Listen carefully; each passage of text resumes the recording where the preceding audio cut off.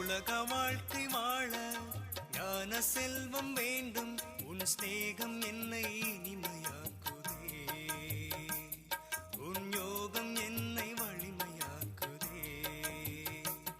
உன்னை புகழ்ந்து பாடியே நான் பெருமை அடைகிறேன், நான் சக்தி அடைகிறேன். இரண்டு எழுத்தினில் என்னை மறந்தேன், அந்த வார்த்தை பாபா, மேரா பாபா, பாபா, மேரா பாபா. திவ்ய புத்தி திவ்ய சக்தி உன்னிடத்தில், அது உன்னிடத்தில். திவ்ய திருஷ்டி திவ்ய சிருஷ்டி உன்னிடத்தில், அது உன்னிடத்தில். ஜோதி சொரூபம் முந்தன் சொரூபம், முக்தி மேலும் ஜீவன் முக்தி உன்னிடத்தில், அது உன்னிடத்தில். இரண்டு எழுத்தினில் என்னை மறந்தேன், அந்த வார்த்தை பாபா, மேரா பாபா, பாபா, மேரா பாபா, பாபா, மேரா பாபா, பாபா, மேரா பாபா.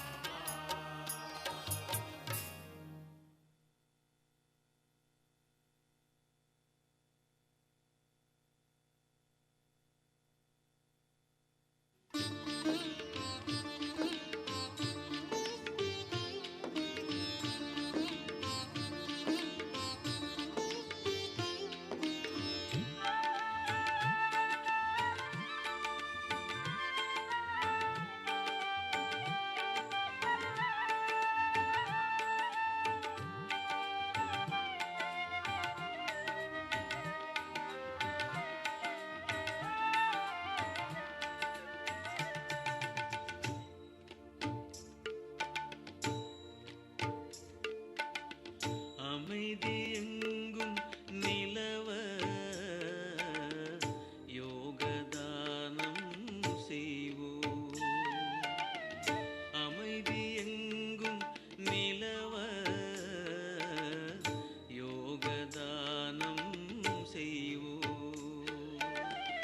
உலகம் மாறும் தருணம் வந்தே முயற்சி செய்வோம். கருணை கடல் சிவனை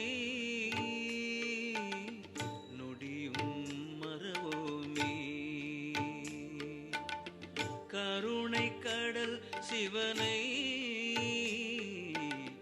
நொடியும் மறவோமே. அமைதி எங்கும் நிலவ யோகதானம் செய்வோம்.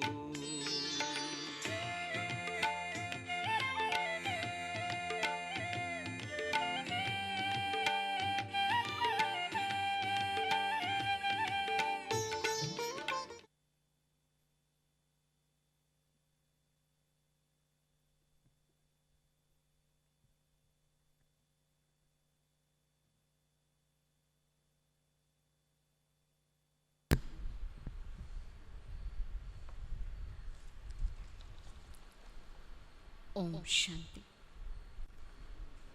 16/8/2020 அவ்யக்த பாப்தாதாவுடைய மகா வாக்கியம்.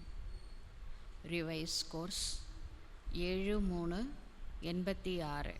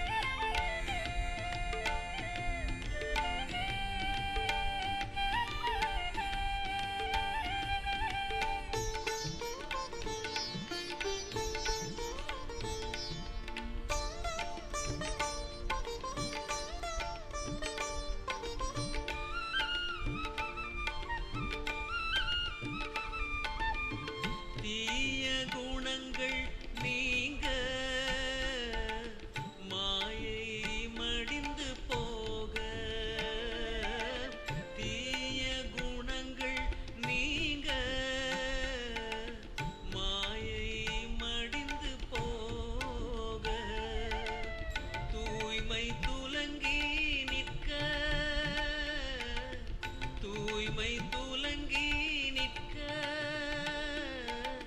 தொடர்ந்தே சிவனை நினைப்போம், தொடர்ந்தே சிவனை நினைப்போம். அமைதி எங்கும் நிலவ யோகதானம் செய்வோம்.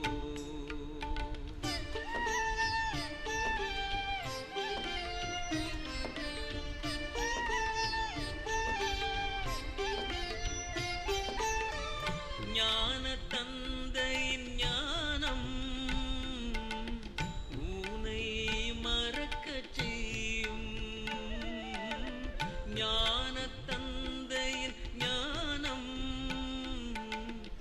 ஊனை மறக்கச் செய்யும். வீணேரம் போக்கிடாமல், வீணேரம் போக்கிடாமல் எந்நேரமும் சிவனை நினைப்போம், எந்நேரமும் சிவனை நினைப்போம். அமைதி எங்கும் நிலவ யோகதானம் செய்வோம்.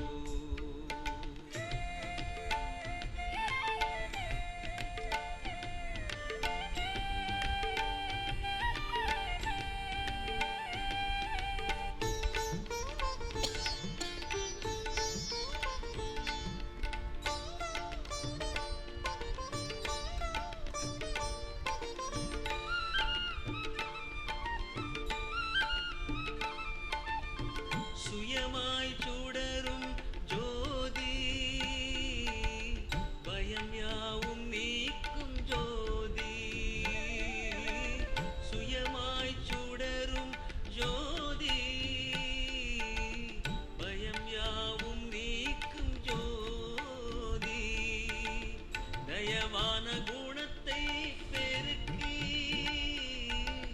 தயவான குணத்தை பெருக்கி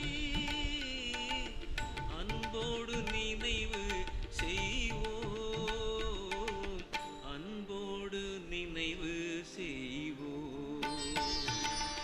அமைதி எங்கும் நிலவ யோகதானம் செய்வோம். உலகம் மாறும் தருணம் உவந்தே முயற்சி செய்வோம். கருணை கடல் சிவனை நொடியும் மறவோமே. கருணை கடல் சிவனை நொடியும் மறவோமே. அமைதி எங்கும் நிலவ யோகதானம்.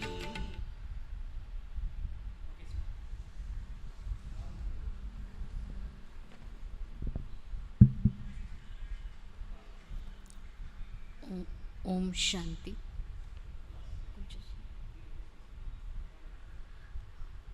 16/8/2020 ரிவைஸ் கோர்ஸ் 7/3/1986 அவ்யக்த பாப்தாதாவுடைய மகா வாக்கியம்.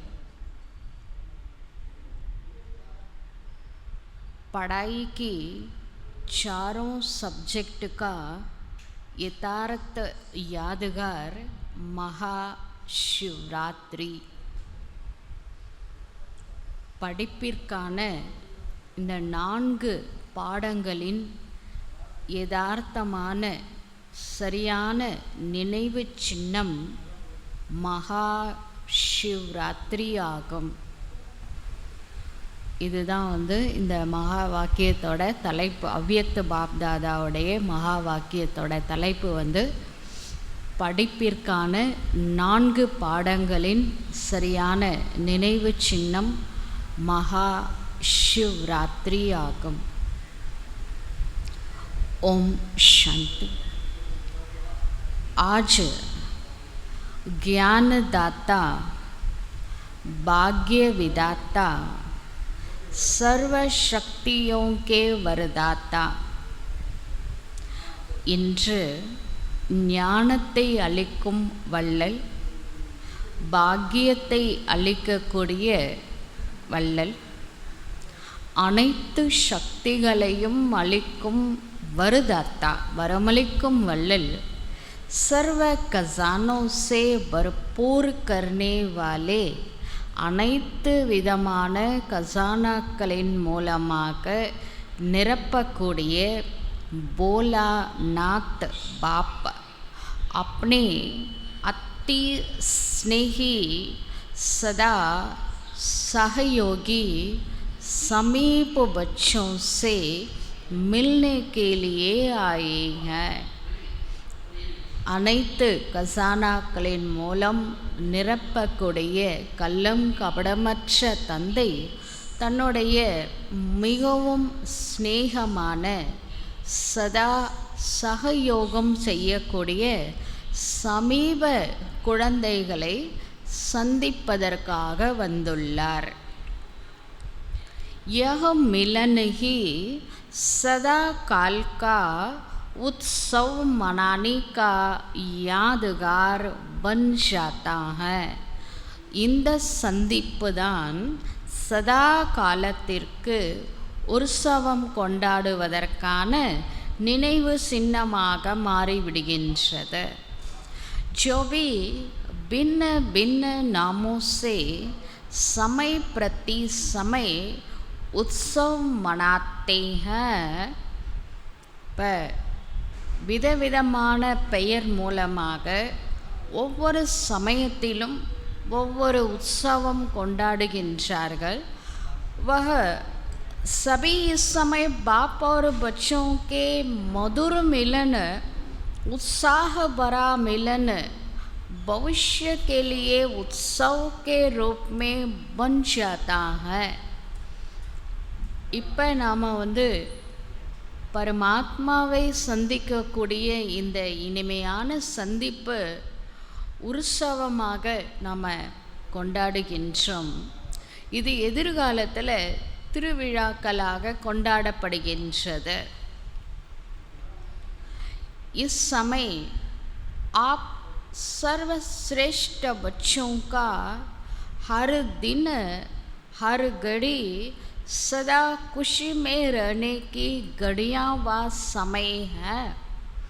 இந்த சமயத்தில் சர்வசிரேஷ்ட ஆத்மாக்களாகிய உங்களுடைய ஒவ்வொரு நாளும் ஒவ்வொரு மணி துளியும் சதா குஷியோடு இருப்பதற்கான சமயமாகும். तो इस छोटे से संगम युग के अलौकिक जीवन, अलौकिक प्राप्तियाँ, अलौकिक अनुभवों को द्वापर से भक्तों ने भिन्न भिन्न नाम से यादगार बना दिए हैं. இந்த மிக சிறிய சங்கம யுகத்தினுடைய அலௌகீக வாழ்க்கை, அலௌகீக பிராப்திகள், அலௌகீக அனுபவங்களை துவாபர யுகத்திலிருந்து பக்தர்கள் விதவிதமான பெயர் மூலமாக நினைவு சின்னமாக கொண்டாடுகின்றார்கள். முதல்ல சிவராத்திரியில் ஆரம்பிக்குது, சிவ ஜெயந்தி. அதுக்கப்புறம் நெக்ஸ்ட்டு என்ன நடக்குது அப்படின்னா ரக்ஷாபந்தன் வருது. ரக்ஷாபந்தனுக்கு அடுத்து கிருஷ்ண ஜெயந்தி வருது பக்தியில். கிருஷ்ண ஜெயந்திக்கு அப்புறமா விநாயகர் சதுர்த்தி வருது, விநாயகர் விக்ன விநாசகோட பிறந்த நாள் வருது. அதுக்கப்புறம் தீபாவளி வருது. இது எல்லாமே பார்த்திங்கன்னா இப்போ நடக்கக்கூடிய ப்ராக்டிக்கல் லைஃபோட நினைவு சின்னம் பக்தி மார்க்கத்தில் ஒரு பண்டிகையாக துவாபர யுகத்திலிருந்து கொண்டாட ஆரம்பிக்கின்றார்கள். ஏக ஜனம் கி आपकी ये जीवन भक्ति के 63 जन्मों के लिए याद का साधन बन जाती है. இப்போ இந்த ஒரு பிறவியில் நீங்கள் பாபாவை நினைவு செய்யக்கூடிய இந்த ஒரு வாழ்க்கை, ஒரு பிறவி சங்கம யுகத்தோட இந்த ஒரு பிறவி பக்தி மார்க்கத்தில் 63 பிறவியில் நினைவு செய்யக்கூடிய சாதனங்களாக, திருவிழாக்களாக கொண்டாடப்படுகின்றது. இத்தனை மகான் ஆத்மாயே ஹோ. இப்போ நீங்கள் எவ்வளோ பெரிய மகான் ஆத்மா, உங்களை பற்றி உங்களால் புரிந்து கொள்ள முடிகின்றதா அப்படின்னு பாபா கேட்குறார். इस समय की सबसे वंडरफुल बात यही देख रहे हो जो प्रैक्टिकल भी मना रहे हो. இந்த சமயத்தில் ஒரு ஒண்டர்ஃபுல்லான விஷயம் இதுதான் நீங்கள் பார்க்குறீங்க. இதை நீங்கள் நடைமுறையில் கொண்டாடி கொண்டு இருக்கின்றீர்கள். और निमित्त उस यादगार को भी मना रहे हो. ஆக்சுவலாக இன்றைக்கி சிவராத்திரி, அதாவது அந்த மார்ச் 7ஆம் தேதி 1986 சிவராத்திரி. அது சிவனுடைய பிறந்த நாள். இறைவன் பூமியில் அவதரித்த இந்த ஒரு நாள் அவங்க பக்தி மார்க்கத்தில் வருஷா வருஷம் அது ஒரு நினைவு சின்னமாக கொண்டாடுறாங்க. நம்ம நிமித்தமாக இதை இன்றைய நாள் நாம் கூட அதை செலிப்ரேட் பண்ணுறோம். ஆனால் இது இறைவனோட பிறந்த நாளாக நம்ம கொண்டாடுகின்றோம். சைத்தன்ய भी हो और चित्र भी साथ साथ हैं. இப்போ பாபா சொல்கிறாரு, நீங்கள் சைத்தன்யமாக இறைவனுடைய பிறந்த நாளை கொண்டாடுறீங்க, இதனுடைய நினைவு சின்னமாக கூடவே பக்தியில் இன்றைக்கி சிவராத்திரி கொண்டாடிட்டு இருக்கிறாங்க. 5000 वर्ष पहले हर एक ने क्या क्या प्राप्त किया, क्या बने, कैसे बने, यह 5000 वर्ष का पूरा अपना यादगार चित्र और जन्म पत्री सभी स्पष्ट रूप में जान गए हो. 5000 வருடங்களுக்கு முன்பாக ஒவ்வொருவரும் ஒவ்வொரு பிகேவும் இறை தந்தையிடமிருந்து என்ன பிராப்திகளை அடைந்தார்கள், என்னவாக ஆனார்கள், எப்படி ஆனார்கள், இது 5000 வருடத்திற்கான முழுமையான உங்களுடைய நினைவு சின்னமாகும். இதை சித்திரமாக கொண்டாடுறாங்க. உங்களுடைய ஜென்ம பத்ரி, உங்களுடைய ஜாதகம் இப்போ தெளிவான ரூபத்தில் நீங்கள் தெரிஞ்சுக்கிட்டீங்க. உங்கள் ஜாதகம் லௌகீகத்தில் ஜாதகம் பார்ப்பாங்க, பிறந்ததுலேருந்து போகிற வரைக்கும் சொல்லுவாங்க. அந்த ஜாதகத்தில் பிறக்கும்போதே எந்த வயசில் சாவாங்க, எப்படி சாவாங்கலாம் நிர்ணயிக்கப்பட்டிருக்கும் அந்த ஜாதகத்தில். உங்களுக்கு பார்த்திங்கன்னா சத்தியுகத்தில் பிறந்ததுலேருந்து கலியுகம் முடிகிற வரைக்கும் ஜாதகம் ஸ்ரீபாபா கையில் இருக்குது. இங்கே வந்ததுனால உங்களுக்கு உங்களுடைய முழு வாழ்க்கைக்கான ஜாதகத்தை தெரிஞ்சுக்கிட்டீங்க. ஸ்பஷ்ட ரூபமே ஜான் கயே ஹோ, அது கூட தெளிவான ரூபத்தில் உங்களுடைய ஜாதகம் உங்களுக்கு இப்போ தெரியுது. ஆக்சுவலாக உங்கள் எல்லாரோடைய ஜாதகம் ஸ்ரீபாபா கையில் தான் இருந்துச்சு. இப்போது அவங்கவுங்க ஜாதகத்தை டிஸ்ட்ரிபியூஷன் பண்ணுறார். நீ எப்படி இருந்த, ஒவ்வொரு யுகத்தில் எப்படிலாம் வாழ்ந்த அப்படின்னு அவர் நம்மளுக்கு சொல்லி கொடுக்குறாரு. सुन रहे हो और देख देख हर्षित हो रहे हो कि यह हमारा ही गायन पूजन हमारे जीवन की कथाएं वर्णन कर रहे हैं. இப்போ நீங்கள் முரளி கேட்டு கேட்டு பார்த்து பார்த்து பாபாவை ஒரே உள்ளுக்குள்ளே சந்தோஷம். அது சாதாரண சந்தோஷம் இல்லை, இந்திரியங்களுக்கு அப்பாற்பட்ட ஒரு சந்தோஷம். இதுதான் அத்தீந்திரிய சுகம் அப்படின்னு சொல்கிறாங்க. பாபா பார்க்கும் பொழுது, அவருடைய இந்த மகா வாக்கியங்களை கேட்கும் பொழுது உள்ளம் பூரிப்படைகின்றது. இந்த ஒரு அத்தீந்திரிய சுகம் நீங்கள் அடைகிறீங்க. பாபா உங்களை எவ்வளோ பூஜ்யக்குரியவர்களாக மாற்றுறாரு. உங்களுடைய வாழ்க்கையினுடைய வரலாறு கேட்கும் பொழுது எவ்வளோ சந்தோஷப்படுறீங்க. அது உங்களோட லைஃப்பை பற்றி வர்ணனை செய்கிறது யாருன்னா சாதாரண ஆள் இல்லை, காடு இறைவன் சுயம் பகவான் உங்களை பற்றி உங்களுக்கு புரிய வைக்கிறாரு. ओरिजिनल आपका चित्र तो बना नहीं सकते हैं, इसलिए भावना पूर्वक जो भी टच हुआ वह चित्र बना दिया है.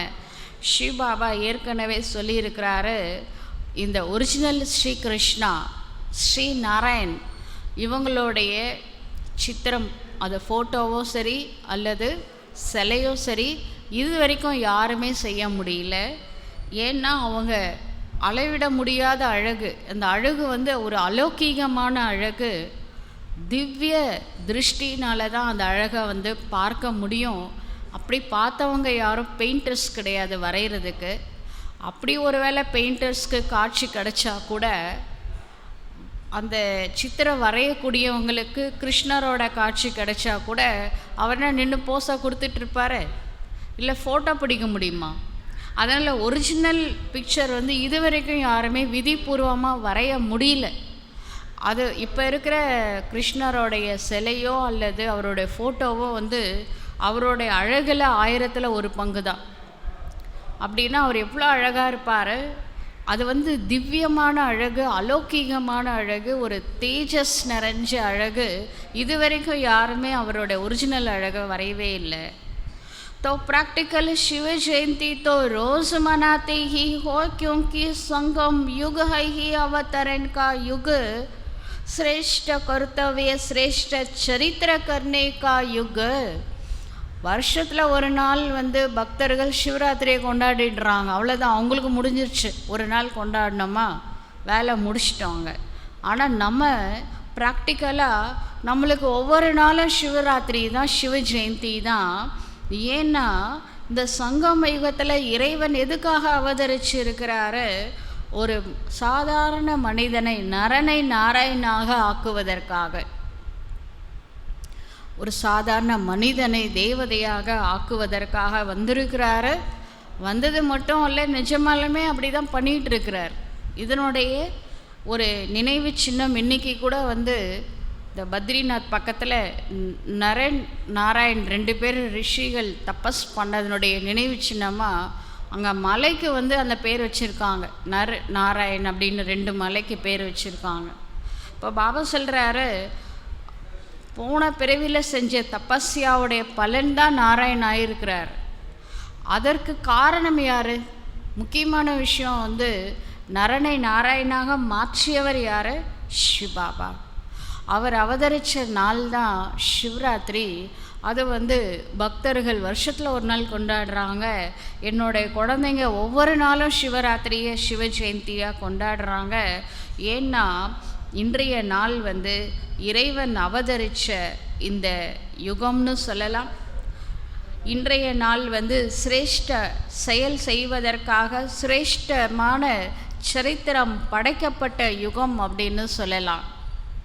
लेकिन बेहद युग के बीच में यह यादगार दिन भी मना रहे हो. இது வந்து எல்லைக்கு அப்பாற்பட்ட யுகம்னு சொல்லலாம் இந்த சங்கம யுகம். இதில் இந்த நினைவு சின்னத்தை பக்தர்கள் வந்து சிவராத்திரி கொண்டாடுற அதே நேரத்தில் நீங்கள் சிவ ஜெயந்தியாக கொண்டாடி கொண்டிருக்கின்றீர்கள். आप सबका मनाना है, मिलन मनाना और उन्हों का मनाना है आवाहन करना.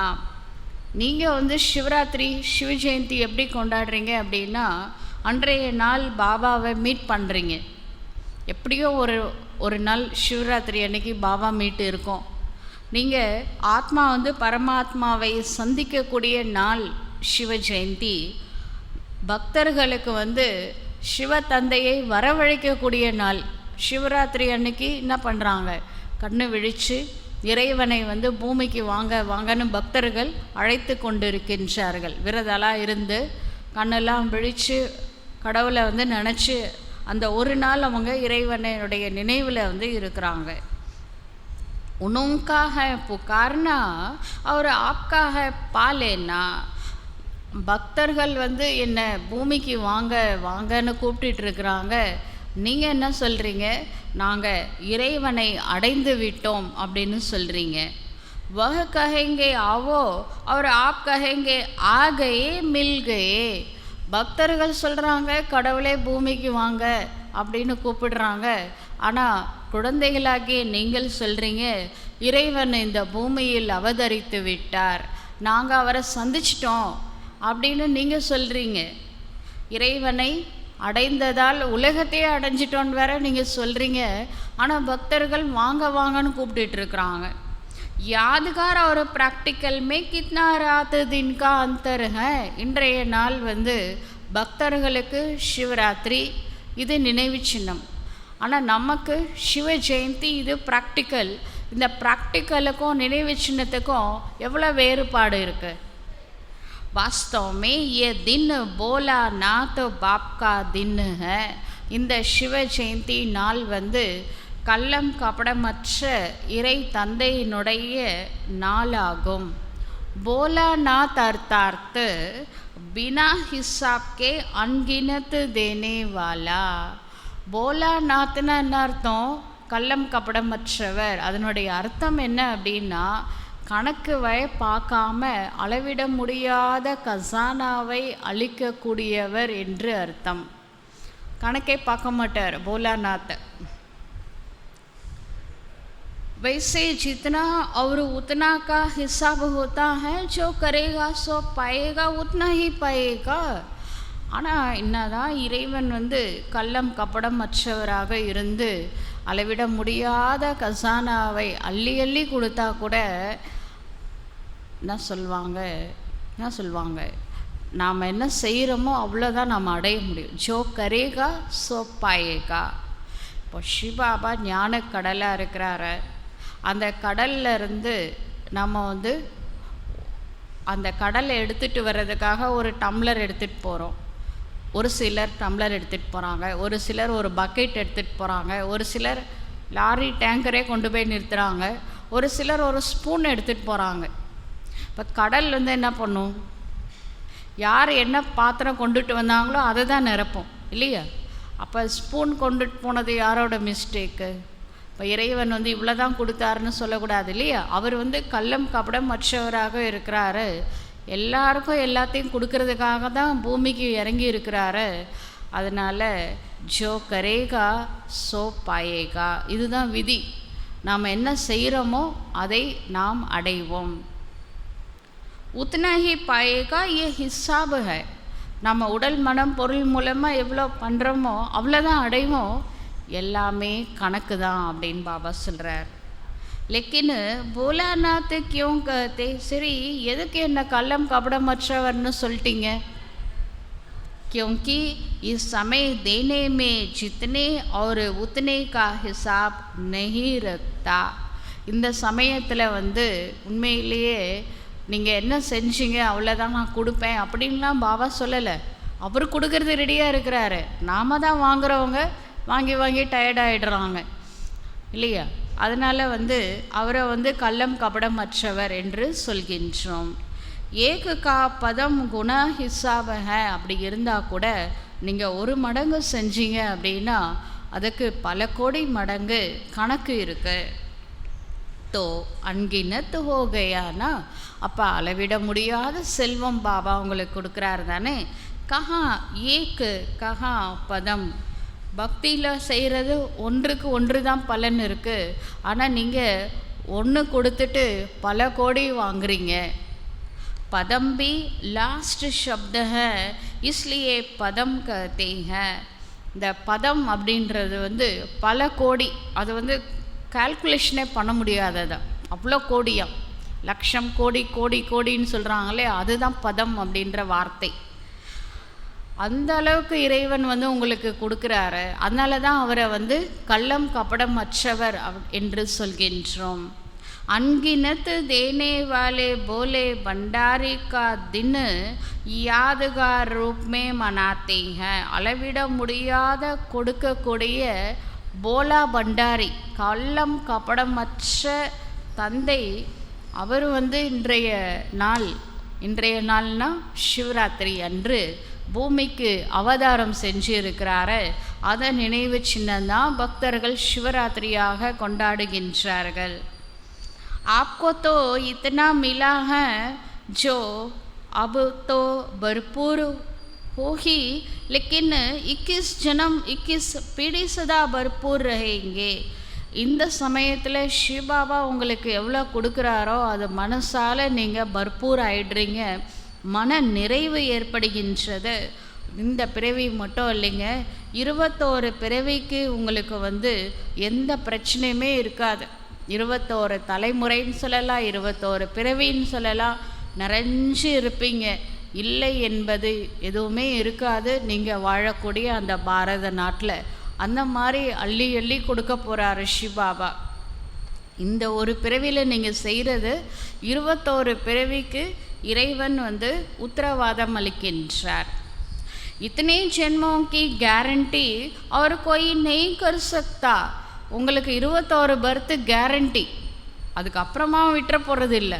பாபா ஒரு வானிலை சொல்லியிருக்காரு, 50-60 பிறவி வரைக்குமே நீங்கள் ரொம்ப ஆஹா ஓஹோன்னு இருப்பீங்க. துவாபரயுகத்தில் கூட பெரிய சாம்ராட்டாக இருப்பீங்க, பெரிய ரிஷிகளாக முனிவர்களாக பெரிய பெரிய பதவியில் நீங்கள் இருப்பீங்கன்னு பாபா சொல்லியிருக்கிறாரு. பாபா சொல்கிறாரு, இவ்வளோ பிறவிக்கு கேரண்டி உலகத்தில் யாராவது சொல்லுவாங்களா? இந்த ஒரு பிறவியில் மட்டும் நீங்கள் கொஞ்சம் தியாகம் தபஸ்யா சேவா பண்ணிட்டீங்கன்னா 21 பிறவிக்கு நான் உங்களுக்கு உத்தரவாதம் அளிக்கின்றேன்னு சிவபாபா சொல்கிறார். कितना भी कोई बड़ा दाता हो, लेकिन अनेक जन्म का भरपूर भंडार होने की गारंटी कोई भी नहीं कर सकता. இன்றைக்கி ஒரு பெரிய வள்ளல் இருக்கிறாரு, அவங்க கொடை வள்ளல்லாம் டைட்டில் வச்சுக்கிறாங்க. அவங்க நிறைய பேரை படிக்க வைக்கிறாங்க, ஸ்கூல் ஃபீஸ் காலேஜ் ஃபீஸ்லாம் கட்டுறாங்க, அவங்க காலில் நிற்க வைக்கிறாங்க, பல பேருக்கு உதவி செய்கிறாங்க. ஆனால் 21 பிறவிக்கு யாராவது உதவி செய்வாங்களா? அது சான்ஸே கிடையாது. தோ போலா நாத்து ஹுவானா. அப்போது சிவபாபா எவ்வளோ கள்ளம் கபடம் மற்றவராக இருக்கிறாரு. நீங்கள் ஒரு பிறவியில் செய்கிறதுக்கு எவ்வளோ பர்த் ரிட்டர்ன் கொடுத்துட்ருக்கிறாரு. நாலேஜ் ஃபுல் ஹோத்தே பி போலா பந்தே ஹே. நாலேஜ் ஃபுல்லாக இருக்கிறாரு, அவருக்கு தெரியாத விஷயமே கிடையாது. ஆனால் இவ்வளோ இன்னசென்ட்டாக இருக்கிறார். அவரை மாதிரி ஒரு இன்னசென்ட்டு. அதில் தான் சொல்லிட்டாங்க, குழந்தையும் தெய்வமும் குணத்தால் ஒன்று. குழந்தைக்கு ஒன்றுமே தெரியாத, அதனால் அது இன்னசென்ட்டாக இருக்குது. சிவபாபா எல்லாம் அறிந்தவர், ஆனாலும் அவர் இன்னசென்ட்டாக இருக்கிறாரு. இஸ்லியே போலா நாத்து கஹா ஜாத்தா ஹை. எல்லாமே தெரியும், ஆனால் எப்படி இருக்கிறாரு? கள்ளம் கபடமற்றவராக இருக்கிறாரு. वैसे तो हिसाब करने में एक एक संकल्प का भी हिसाब जान सकते हैं. நீங்கள் என்ன நினைக்கிறீங்கன்னு எனக்கு தெரியும். ஒவ்வொரு செகண்டு ஒவ்வொரு மனசில் வரக்கூடிய ஒவ்வொரு எண்ணமும் எனக்கு தெரியும். எனக்கு தெரியாத விஷயமே கிடையாது. ஆனாலும் உங்களுக்கு நான் படி அளக்கிறதுக்காக வந்திருக்கிறேன். அப்போ பாருங்கள், அவர் எவ்வளோ ஹையஸ்ட். கள்ளம் கபடமற்றவராக இருக்கிறார். लेकिन जानते हुए भी देने में बोला नात ही बनता है ना. பாபாவுக்கு எல்லாமே தெரியும், நம்மளை பற்றி A to Z. நம்மளுக்கே தெரியாத பல விஷயங்கள் கடவுளுக்கு தெரியும். இருந்தாலும் எப்படி இருக்கிறாரு? கொடுக்கறதில்ல, அவர் பார்க்குறதில்ல. கள்ளம் கபடம் மற்ற இன்னசென்ட்டாக கொடுத்துக்கிட்டே இருக்கிறாரு. तो आप सभी बोला नाथ बाप के बोला नाथ बच्चे हो ना. பாபா கேட்குறாரு, நீங்கள் அனைவரும் கள்ளம் கபடமற்ற அந்த போலா நாத் சிவ தந்தையினுடைய கள்ளம் கபடமற்ற குழந்தைகள் தானே. एक तरफ बोला नाथ कहते, दूसरे तरफ भरपूर भंडारी कहते हैं. ஒரு பக்கத்தில் சொல்கிறாங்க கள்ளம் கபடமற்றவர் இறைவன், शिव போலா பண்டாரி. அப்படின்னா என்ன அர்த்தம்? போலாநாத்தாவும் இருக்கிறாரு, பண்டாராவை நிரப்பக்கூடியவராகவும் இருக்கிறாரு. ரெண்டுமே அவருக்கு சொல்கிறாங்க. யாதுகார் பி தேக்கோ கித்னா அச்சா மனாத்தே ஹேன். இன்றைய நாள், அதாவது சிவராத்திரி, அந்த நினைவு சின்னம் பாருங்கள். வெளி உலகத்தில் என்ன தூம் தாமாக செலிப்ரேட் பண்ணுறாங்க. மனானே வாலே கோ பத்தா நஹி, லேக்கின் ஆப் ஜான்தே ஹோ. யார் சிவராத்திரியை எந்த பக்தர்கள் செலிப்ரேட் பண்ணிகிட்டு இருக்கிறாங்களோ அவங்களுக்கு இதனுடைய சீக்ரெட்ஸ் எதுவுமே தெரியாது. போலா நாத் பண்டாரி பம்பம் போலி பருதோ அப்படின்லாம் சொல்கிறாங்க. ஜோலி பருதோன்னு கடவுளை கேட்குறாங்க. அவர் எந்த பையன் நிரப்புறாரு, அவர் எந்த விஷயத்தில் இன்னோசென்ட்டாக இருக்கிறாரு, அவர் என்ன தான் பண்ணிகிட்டு இருக்கிறாருன்னு தெரியாமலே பக்தர்கள் இவ்வளோ கோலாகலமாக கொண்டாடி கொண்டு இருக்கின்றார்கள்.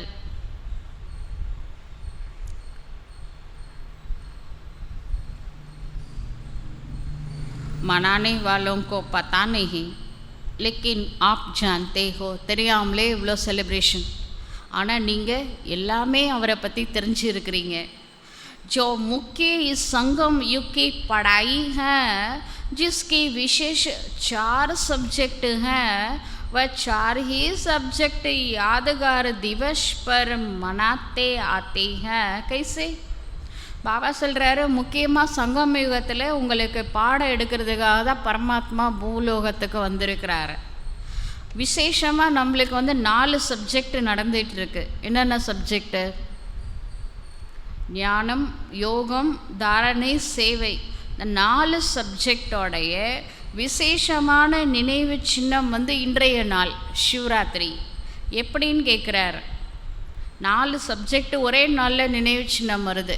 எப்படி?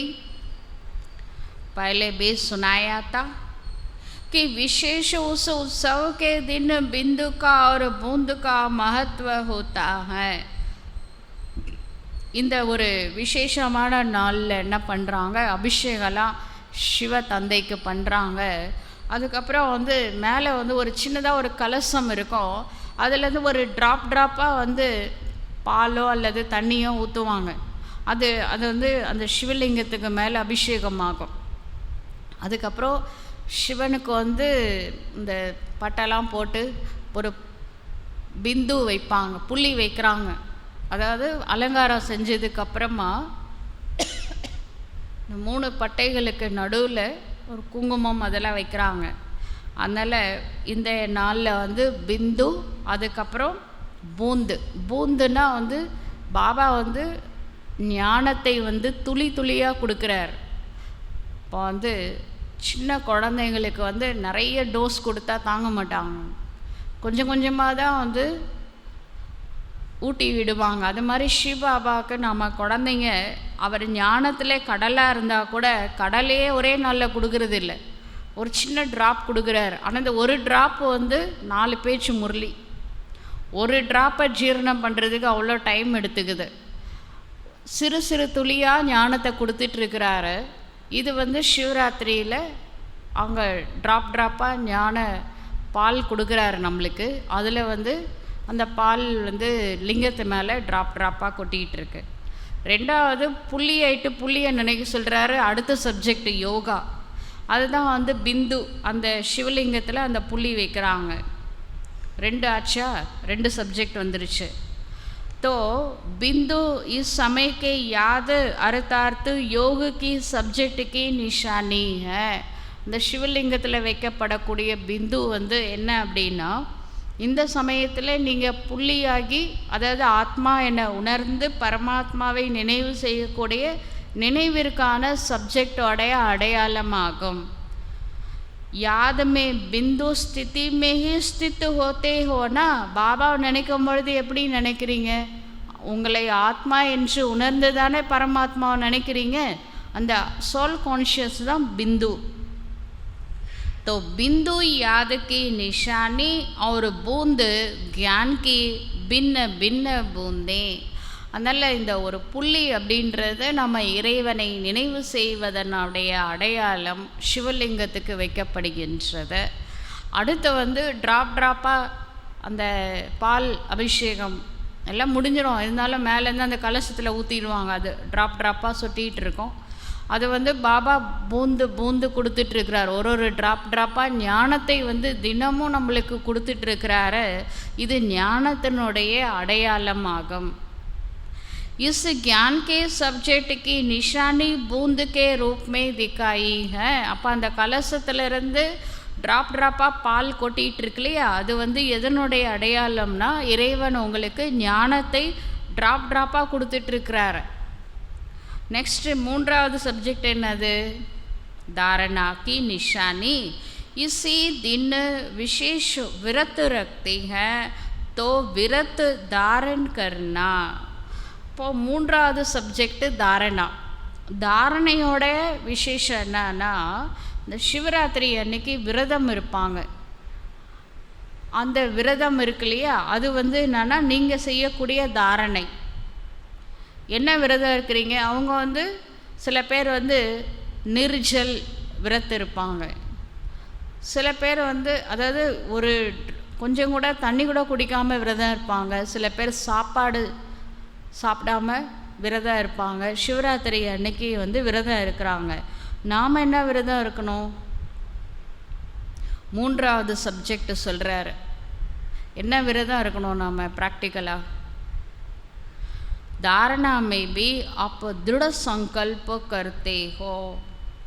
தாரணையான விரதம் நல்ல ஸ்ட்ராங்காக திட சங்கல்பத்தோடு இந்த தாரணை பண்ண போகிறீங்க. இன்றைக்கி சொல்கிறார் பாருங்க என்ன விரதம் இருக்கணும்ன்ட்டு.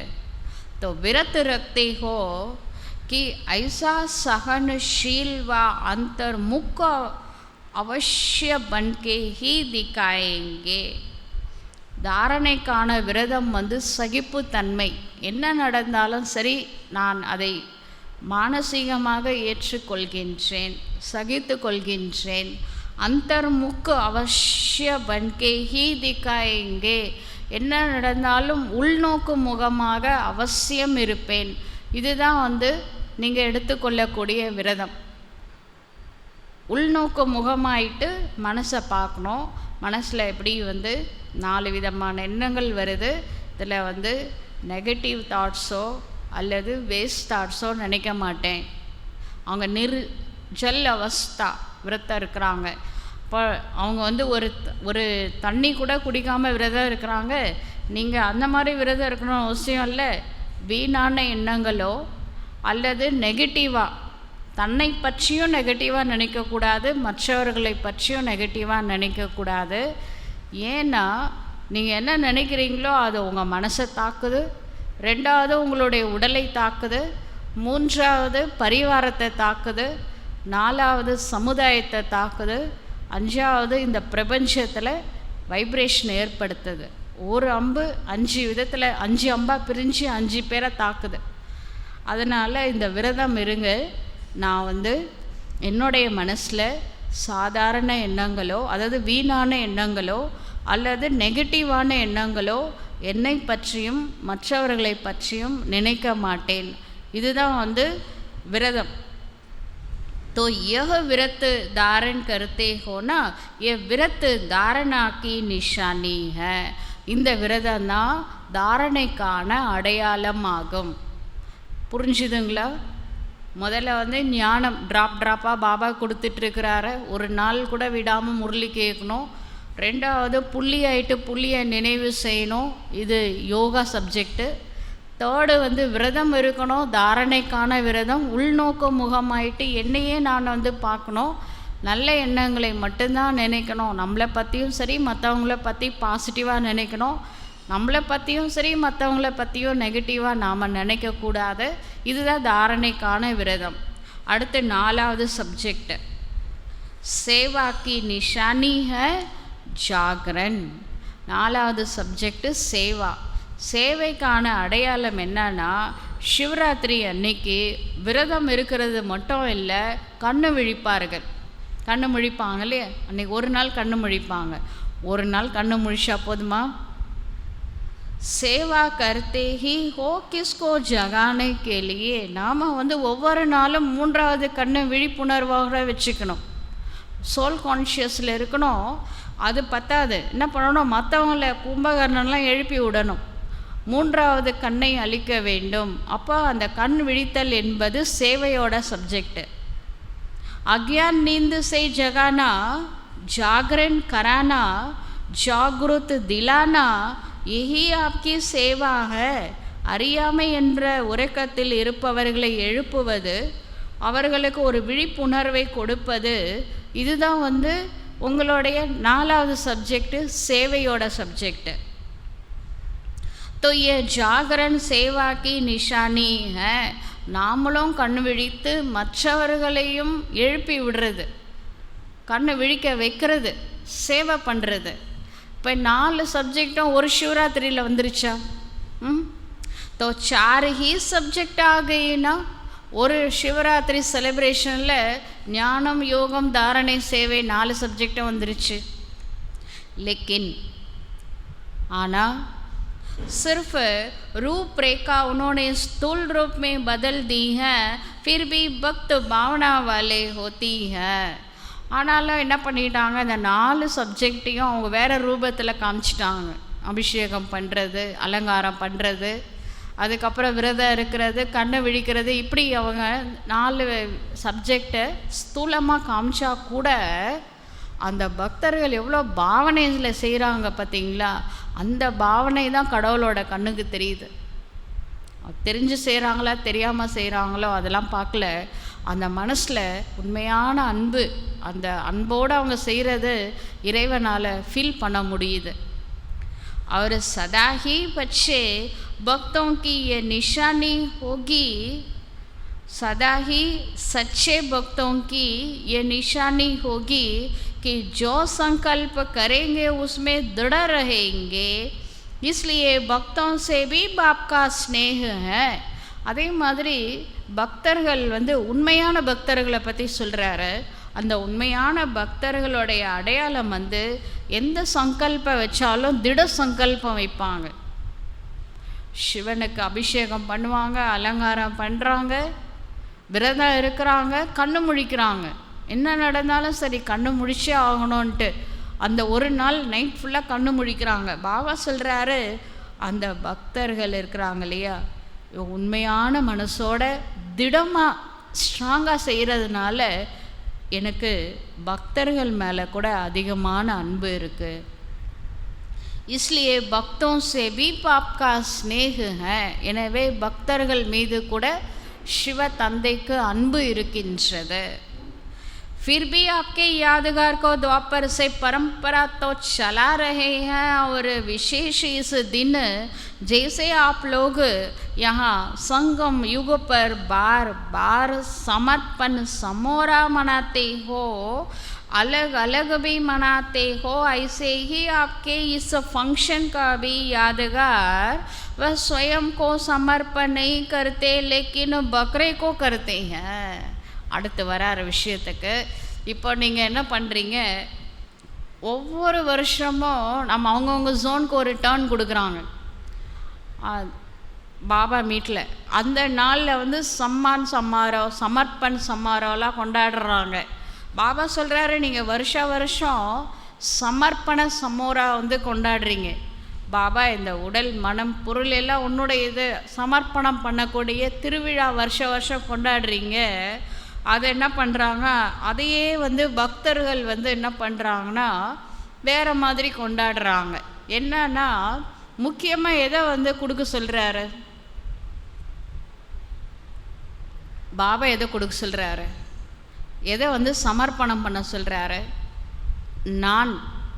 நான் அப்படின்னு சொல்லக்கூடிய அந்த ஒரு வார்த்தை இருக்குது பார்த்தீங்களா, அபிமானம், தேக அபிமான், அதை சமர்ப்பணம் பண்ணுங்க அப்படின்னு பாபா சொன்னால், இந்த பக்தர்கள் என்ன பண்ணிட்டாங்க, இந்த நான் அப்படின்றது ஹிந்தியில் மேன்னு யார் சொல்லுவாங்க, யார் சொல்லிகிட்டு இருக்கிறாங்க, மேன்னு ஆடு தான் சொல்லிகிட்டு இருக்கு. அதனால் இந்த பக்தர்கள் என்ன பண்ணிட்டாங்க, ஆட்டை பிடிச்சி சிவராத்திரி அன்னைக்கு பலி கொடுத்துட்றாங்க. சில இடத்துல கவர்மெண்ட்டு சொல்லியிருக்கு, மிருக வதை தடை விதிச்சிருக்கு, பலி கொடுக்கக்கூடாது அப்படின்னு சொல்லியிருக்கு. ஆனாலும் இன்றைக்கி வரைக்கும் கூட சில இடங்களில் மறைமுகமாக இந்த ஆட்டை பலி கொடுக்குறாங்க சிவராத்திரி அன்று. बकरे को लेकिन बकरे को करते हैं बलि चढ़ा देते हैं. அந்த ஆடு எப்போ பார்த்தாலும் நான் சொல்லிகிட்டு இருக்கு இல்லையா, அதனால் அந்த ஆட்டை பிடிச்சி பலி கொடுத்துட்றாங்க. वैसे तो बाप दादा भी हंसी में कहते हैं कि ये मेपन का समर्पण हो, तब समर्पण अर्थात संपूर्ण बनो, பாப் சமான் பனோ. அதனால தான் பாபா நம்மளுக்கு என்ன சொல்கிறாரு, இந்த நான் என்பதை சரண்டர் பண்ணுங்க. நான் யாருன்னு காட்டுறேன்.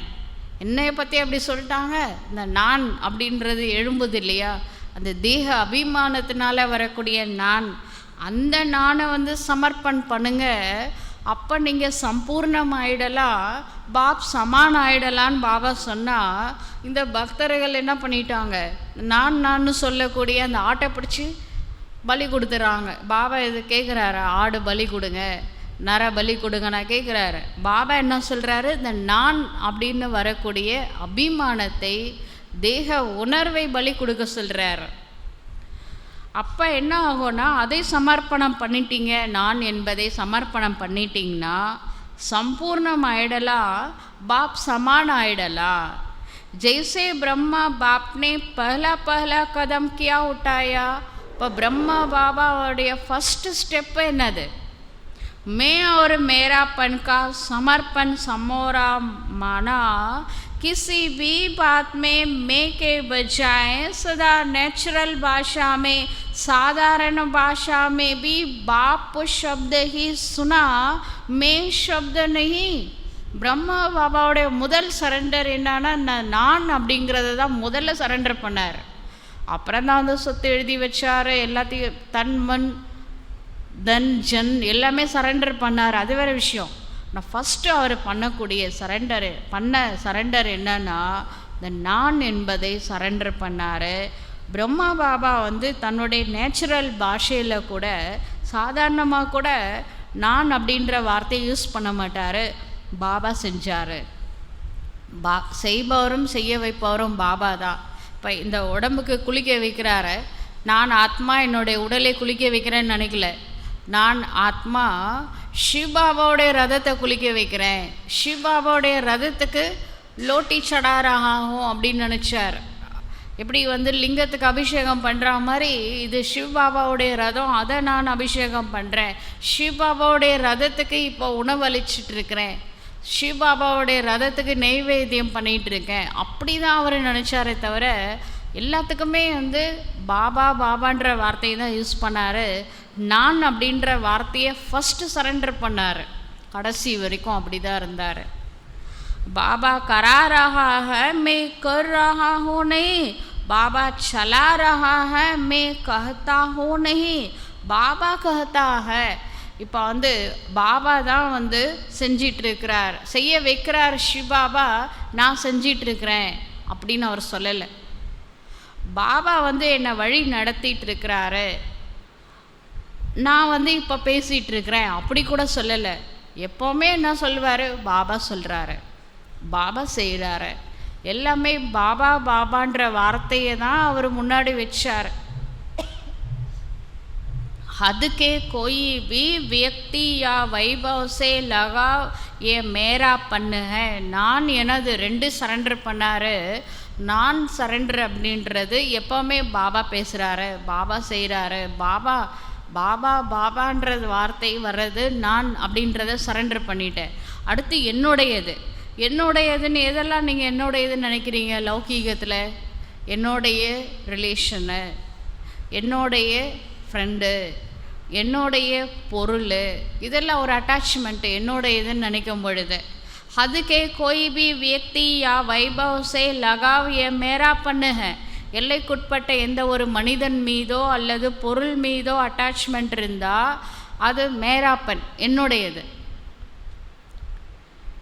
நான் அப்படின்றது தன்னை பற்றி வரக்கூடிய அபிமானம், என்னுடையது என்பது மற்றவங்க மேலே, மனுஷங்க மேலேயோ அல்லது பொருள் மேலேயோ வைக்கக்கூடிய பற்றுதல், அது வந்து என்னுடையது. तो मेरेपन को और मेपन को समर्पण करना, इनको ही कहते हैं बलि चढ़ना. அதனால் பாபா சொல்கிறாரு, நான் மற்றும் எனது, நான் அப்படின்ற அபிமானம், நான் செய்கிறேன் அப்படின்னு நினைக்கிறது பாபா செய்கிறாரு, பாபா பேசிகிட்டு இருக்கிறாரு, ஞானத்தை கூட பாபா தான் சொல்லிகிட்டு இருக்கிறாரு. பாபா சொல்கிறாரு, பாபா செய்கிறாரு அப்படின்னு சொன்னால் நான் அப்படின்றத நான் பலி கொடுத்துட்டேன் அப்படின்னு அர்த்தம். ரெண்டாவது, எந்த ஒரு மனிதனோ அல்லது பொருள் மேலே அட்டாச்மெண்ட் வரக்கூடாது. அப்போ என்னுடையது என்பது பலி கொடுத்துட்டேன் அப்படின்னு அர்த்தம். பலி சடனா அர்த்தம் மகாபலி பண்ணா. பாபாகிட்ட பலி கொடுக்குறோன்னா என்ன அர்த்தம், மகாபலி. மகாபலி சக்கரவர்த்தி 3 அடி மண்ணு கேட்டார் இல்லையா, வாமனன் வந்து கேட்டார் 3 அடி இடம் கொடுங்கன்னு. 1 அடி பூமியில், 2வது அடி வானத்தை, 3வது அடி எங்கே வைக்கிறதுன்னு கேட்டாராம். மகாபலி சொன்னாரா, என் தலைமையிலே வச்சுடுங்க அப்படின்ட்டு. அதை 3வது அடி அப்படியே மகாபலி உள்ள பாதாள லோகத்துக்கு போயிட்டாரு அப்படி பக்தியில் கதை சொல்கிறாங்க. இங்கே பாபா சொல்கிறாரு 3 அடி மண் வந்து முதல்ல இந்த தேகம் ஒரு மண், 2வது தேகத்தினுடைய சம்பந்தங்கள் 2வது மண், 3வது தேகம் இருக்கக்கூடிய இந்த உலகம், இதில் பொருள் எல்லாமே இருக்குது. இது 3 அடி மண் கேட்குறாரு. 3 புடி மண் கொடுத்துட்டிங்கன்னா மகாபலி ஆயிடலாம். ஆனால் இந்த 3 மண்ணும் நம்மளுக்கு சொந்தம் கிடையாது. தேகமும் சரி, தேகதாரிகளும் சரி, இந்த உலகம் பொருளும் சரி, 3 அடி மண்ணை கொடுத்துட்டிங்கன்னா மகாபலி ஆயிடலாம் அப்படின்றார். तो यह समर्पण होने की निशानी है, இதுதான் மகாபலி சமர்ப்பணம் ஆவதற்கான அடையாளம். तो बाप दादा भक्तों को एक बात की ऑफरिंग देते हैं, किसी भी रूप से भारत में व हर देश में उत्साह की लहर फैलाने के लिए उत्सव मनाए तो अच्छे हैं ना. பாபா வந்து ஒரு விஷயத்தில் பக்தர்களுக்கு வந்து பாராட்டுறார்.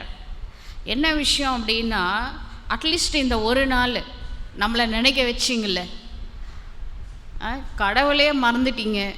சிவபாபாவுக்கு சிவராத்திரி அன்னைக்கு லீவு கூட கிடையாது உலகத்தில். யார் யாருக்கோ லீவ் விடுறீங்க, நம்மளுக்கு ஒரு விடுமுறை கிடையாது. பரவாயில்ல விடுங்க, இருந்தாலும் அந்த வருஷத்துக்கு ஒரு நாள் நம்மளை வந்து நினைக்க வச்சிங்கல்ல. உள்நாடு சரி, வெளிநாடும் சரி, பாரத்வாசிகளும் சரி, ஃபாரினர்ஸில் இருக்கிறவங்க கூட அந்த இங்கேருந்து போனவங்க சிவராத்திரியை அன்னைக்கு ஒரு நாள் செலிப்ரேட் பண்ணுறாங்க. அது யார் பண்ண வச்சது?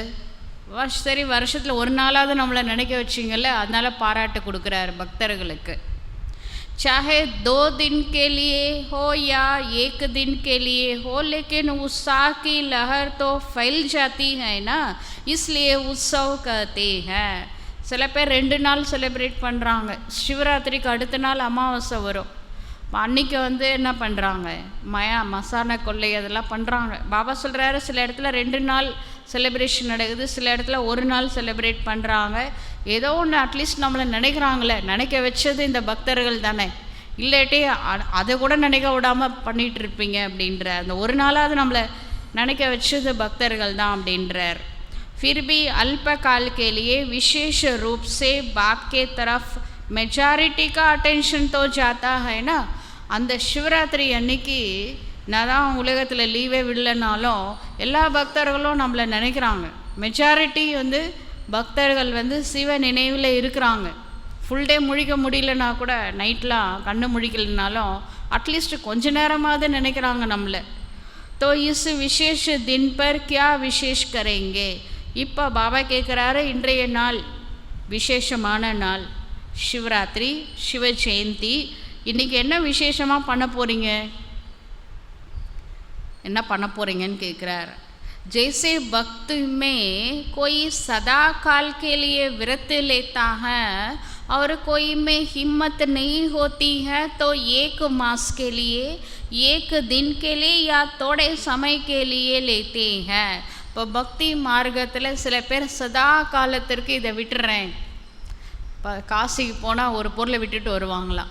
என்ன பொருள்னா, இனிமேல் நான் பாவக்காவே சாப்பிட மாட்டேன், ஏற்கனவே அந்த பாவக்காய் பிடிக்காது, அங்கே போயிட்டு சாப்பிட மாட்டேன் பாவக்காவன்னு விட்டுட்டு வர்றது, இதுதான் ஒரு விரதமா? சில பேர் அப்படி இருக்கிறாங்க. இனிமேல் ஃபுல்லாக நான் வாழ்நாள் ஃபுல்லாக இதை ஃபாலோ பண்ண போகிறேன். ஒரு சிலர் சொல்கிறாங்க, இந்த 1 மாதம் நான் இந்த விஷயத்தை ஃபாலோ பண்ணுறேன். ஒரு சிலர் சொல்கிறாங்க, ஒரு நாள் ஃபாலோ பண்ண போகிறேன். ஒரு சிலர் சொல்கிறாங்க, கொஞ்ச நேரம் ஃபாலோ பண்ணுறேன்.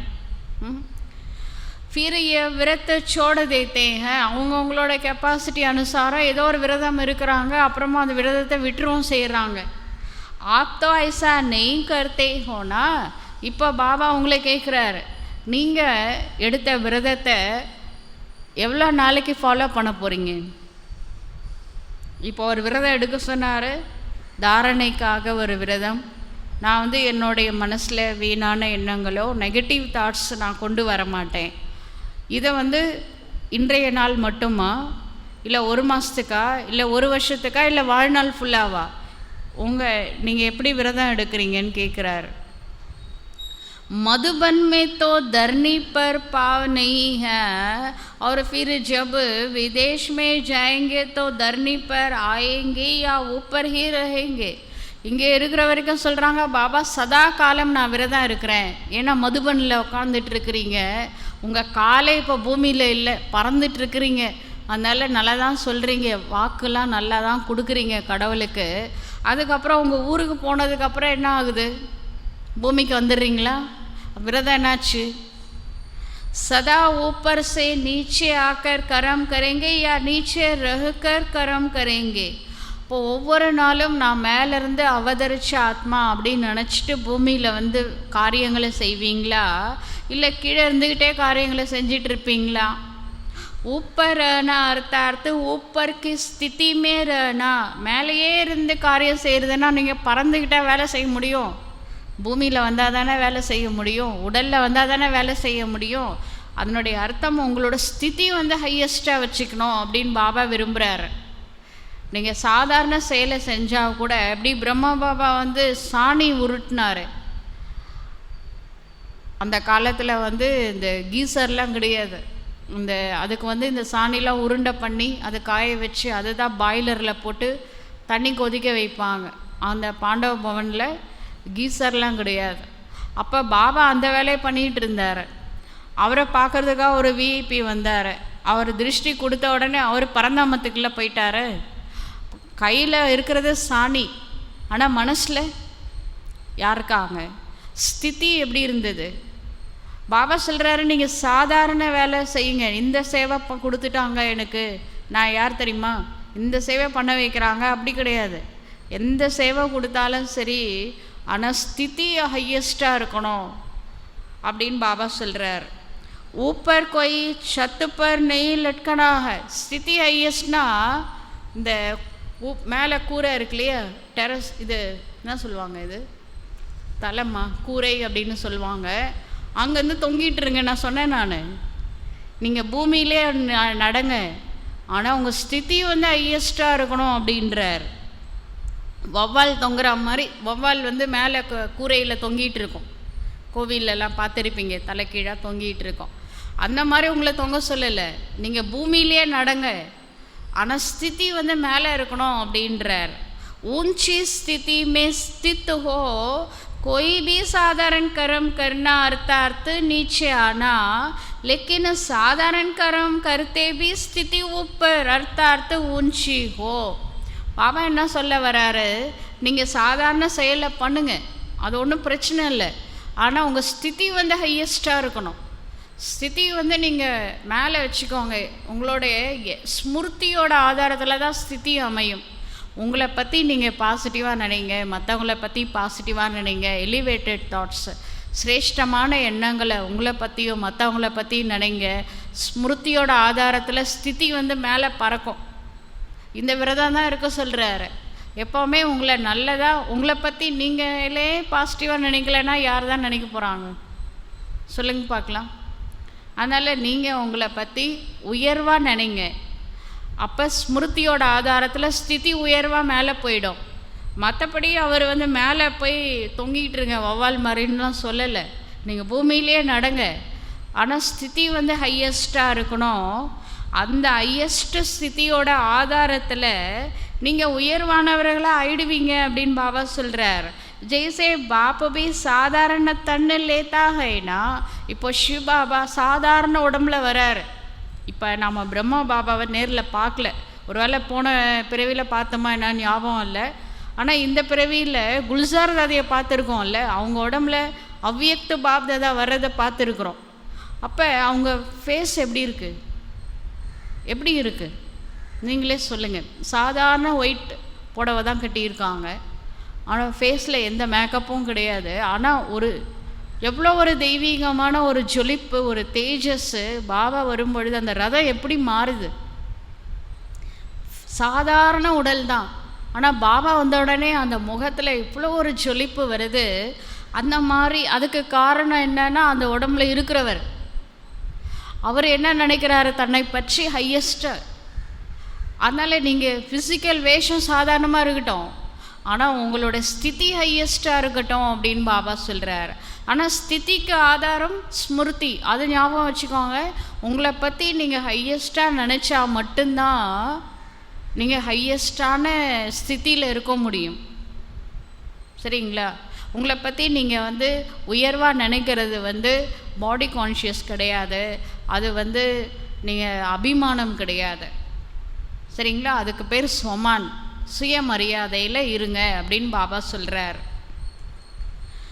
तो कर्म साधारण है, तन ही साधारण है, लेकिन साधारण कर्म करते भी ऊंची स्थिति ऊंची रहती. இப்போ பாபா வராரு, குல்சாரதி உடம்புல வராரு, திருஷ்டி தான் கொடுக்குறாரு, வேற ஒன்றும் செய்யலை. 2 வார்த்தை பேசுகிற, ஒரு ஓம் சாந்தி சொல்கிறாரு, அதுலேயே அந்த வைப்ரேஷன் அந்த ஹால் ஃபுல்லாக பரவுது. பாபா திருஷ்டி கொடுக்கும் பொழுது பின் ட்ராப் சைலன்ஸில் இருக்குது. காரணம் என்ன? அவருடைய ஸ்திதி ஹையஸ்ட் அமைதியில் இருக்குது. அந்த சைலன்ஸ் பவர் அந்த ஹாலையே சைலன்ஸ் பண்ணுது. அவ்வளோ ஒரு சக்தி அவர்கிட்ட இருக்குது. இப்போது பாபா என்னோட குழந்தைங்க கூட அப்படி இருக்கணும் அப்படின்னு எதிர்பார்க்குறாரு. உங்களுடைய சைலன்ஸ் பவர் உங்கள் வைப்ரேஷன் மூலமாக வெளியில் வரட்டும் அப்படின்னு பாபா எதிர்பார்க்குறாரு.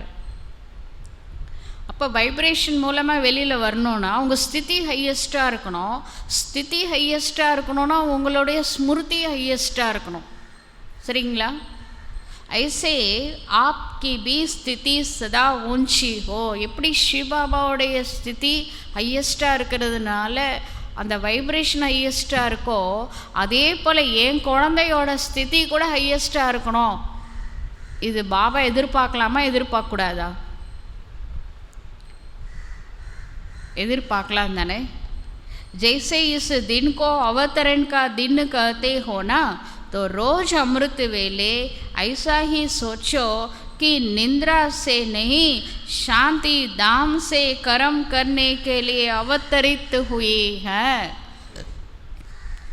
இன்றைய நாள் சிவராத்திரி, இறைவன் அவதாரம் செஞ்ச நாள்னு சொல்கிறீங்க, உலகத்துக்கே சிவ ஜெயந்தின்னு சொல்கிறீங்க. ரொம்ப நல்ல விஷயம். கூடவே ஒன்று செய்யுங்க. என்னன்னா, காலையில் அமிர்த வேலையில் கண்ணு முழிக்கும் பொழுது நீங்கள் தூக்கத்துலேருந்து கண்ணு விழிக்கிறதா நினைக்காதீங்க.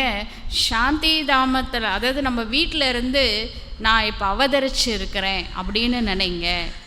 அவர் ராத்துக்கோ கரம் கற்கே சாந்தி தாமே சலே ஜாओ. அப்புறம் நைட்டு என்ன பண்ணணும், இங்கேயே தூங்கிடாதீங்க. என்ன பண்ணுங்க, இப்போ லௌகீகத்தில் என்ன பண்ணுறாங்க, ஒரு ட்ராவலர் கம்பெனியில் கார் ஒருத்தர் ஓட்டிகிட்டு இருக்கிறாரு. அவர் என்ன பண்ணுறாரு, காரை எடுத்துகிட்டு போயிட்டு ஷெட்டில் விட்டு அந்த கார்லேயே தூங்க மாட்டார். என்ன பண்ணுவார், அவங்க வீட்டுக்கு போய் தான் தூங்குவார். ஷெட்டில் காரை விடுவார். அவர் வேலையே வாகனத்தை ஓட்டுறது தான். அந்த மாதிரி நம்ம வேலை இந்த உடல் அப்படின்ற வாகனத்தை ஓட்டிகிட்டு இருக்கிறோம். அந்த உடல்ன்ற வாகனத்திலேயே தூங்கிடாதீங்க, அதை ஷெட்டில் போட்டுருங்க, பெட்டில் போட்டுட்டு அதுக்கப்புறம் ஆத்மாவை பரந்தாமத்தில் கொண்டு போயிட்டு பரமாத்மா கூட இறை நினைவில் இருந்து தூங்குங்க அப்படின்னு பாபா சொல்கிறார். செய்யலாமா? அவர் ராத்துக்கோ கரம் கற்கே சாந்தி தாமே சலே ஜாओ. நைட்டு தூங்குறதுக்கு முன்னாடி உங்கள் உடல் அப்படின்ற வாகனத்தை ஷெட்டில் விட்டுட்டு எங்கிட்ட வாங்க அப்படின்றார் பரந்தாமத்துக்கு. तो अवतरित होते ही हैं श्रेष्ठ कर्म करने के लिए. பரந்தாமத்தில் தூங்கினா தான் அடுத்த நாள் பாபா எழுப்பி விடுவார். அமிர்த வேலை உடனே. நீங்கள் பூலோகத்திலே தூங்குறதுனால தான் எழுப்புறது காலே இல்லை. அதனால் மேலே வாங்க, நான் உங்களை எழுப்பி விடுறேன். அதுக்கப்புறம் நீங்கள் பூமிக்கு இறங்கும்போது என்ன நினச்சிட்டு இறங்குங்க, நான் இப்போ பரந்தாமத்திலேருந்து அவதரித்து பூலோகத்துக்கு வரேன் அப்படின்னு நினச்சிட்டு மேலேருந்து இறங்குங்க. उनको जन्म नहीं कहते हैं, अवतरण कहते हैं. शिव बाबा இன்றைய நாள் ஜென்மம் எடுத்த நாள்னு சொல்கிறதில்ல, சிவ அவதரன், இறைவன் அவதாரம் எடுத்த நாள் சிவராத்திரி, சிவ ஜெயந்தி அப்படின்னு நம்ம சொல்கிறோம். ஊப்பர் கி ஸ்திதி சே நீச்சே ஆத்தே हैं यह அவதரன். இப்போ பாபா சொல்கிறாரு, நீங்கள் கூட மேலே இருந்த ஸ்திதியிலிருந்து கீழே இறங்கி வாங்க, இது நீங்கள் அவதாரம் எடுப்பதாகும். तो ऐसी स्थिति में रहकर कर्म करने से साधारण कर्म भी अलौकिक कर्म में बदल जाते हैं. நீங்கள் இந்த வேலையை செஞ்சு பாருங்கள். நைட்டு உங்கள் உடல் அப்படின்ற வாகனத்தை ஷெட்டில் விட்டுட்டு நேராக பரந்தாமன்ற வீட்டுக்கு வந்துடுங்க. பாபா மடியில் தூங்குங்க. காலையில் பாபா எழுப்பி விடுவார். எழுந்து அவதரித்த ஆத்மான்ட்டு பூலோகத்தில் வந்து எந்த காரியம் செஞ்சாலும் அந்த காரியம் வந்து திவ்யமான அலௌகீக காரியமாக மாறிவிடும். நீங்கள் சாதாரண வேலை செஞ்சால் கூட எப்படி பிரம்மா பாபா சாணி உருட்டினது ஆனால் மற்றவங்க கண்ணுக்கு எப்படி தெரிஞ்சுதோ அதே மாதிரி நீங்கள் சாதாரண செயல் செஞ்சால் கூட அது வந்து ஒரு அலௌகீகமான செயலாக பரிவர்த்தனை ஆகும். அதுக்கு செய்ய வேண்டியது உங்கள் உடல் அப்படின்ற வாகனத்தில் தூங்கக்கூடாது. பரந்தாமத்தில் வந்து தூங்குங்க. காலையில் எழுந்துக்கும் பொழுது பரந்தாமத்துலேருந்து நான் அவதரித்த ஆத்மா அப்படின்ற எண்ணத்தோட பூமிக்கு இறங்குங்க.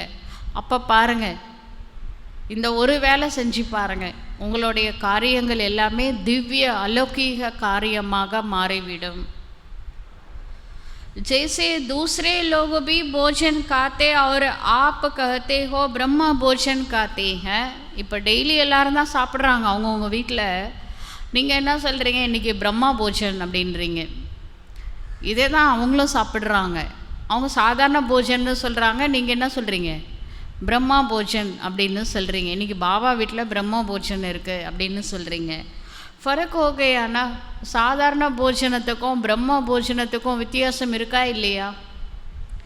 चलते हो लेकिन आप फरिश्ता की चाल चलते हो. நீங்கள் இப்போ நடக்கிறீங்க. இப்போ அடுத்து நடக்கிறதுக்கு வந்துட்டார். இப்போ நடந்து போயிட்டு இருக்கிறீங்க.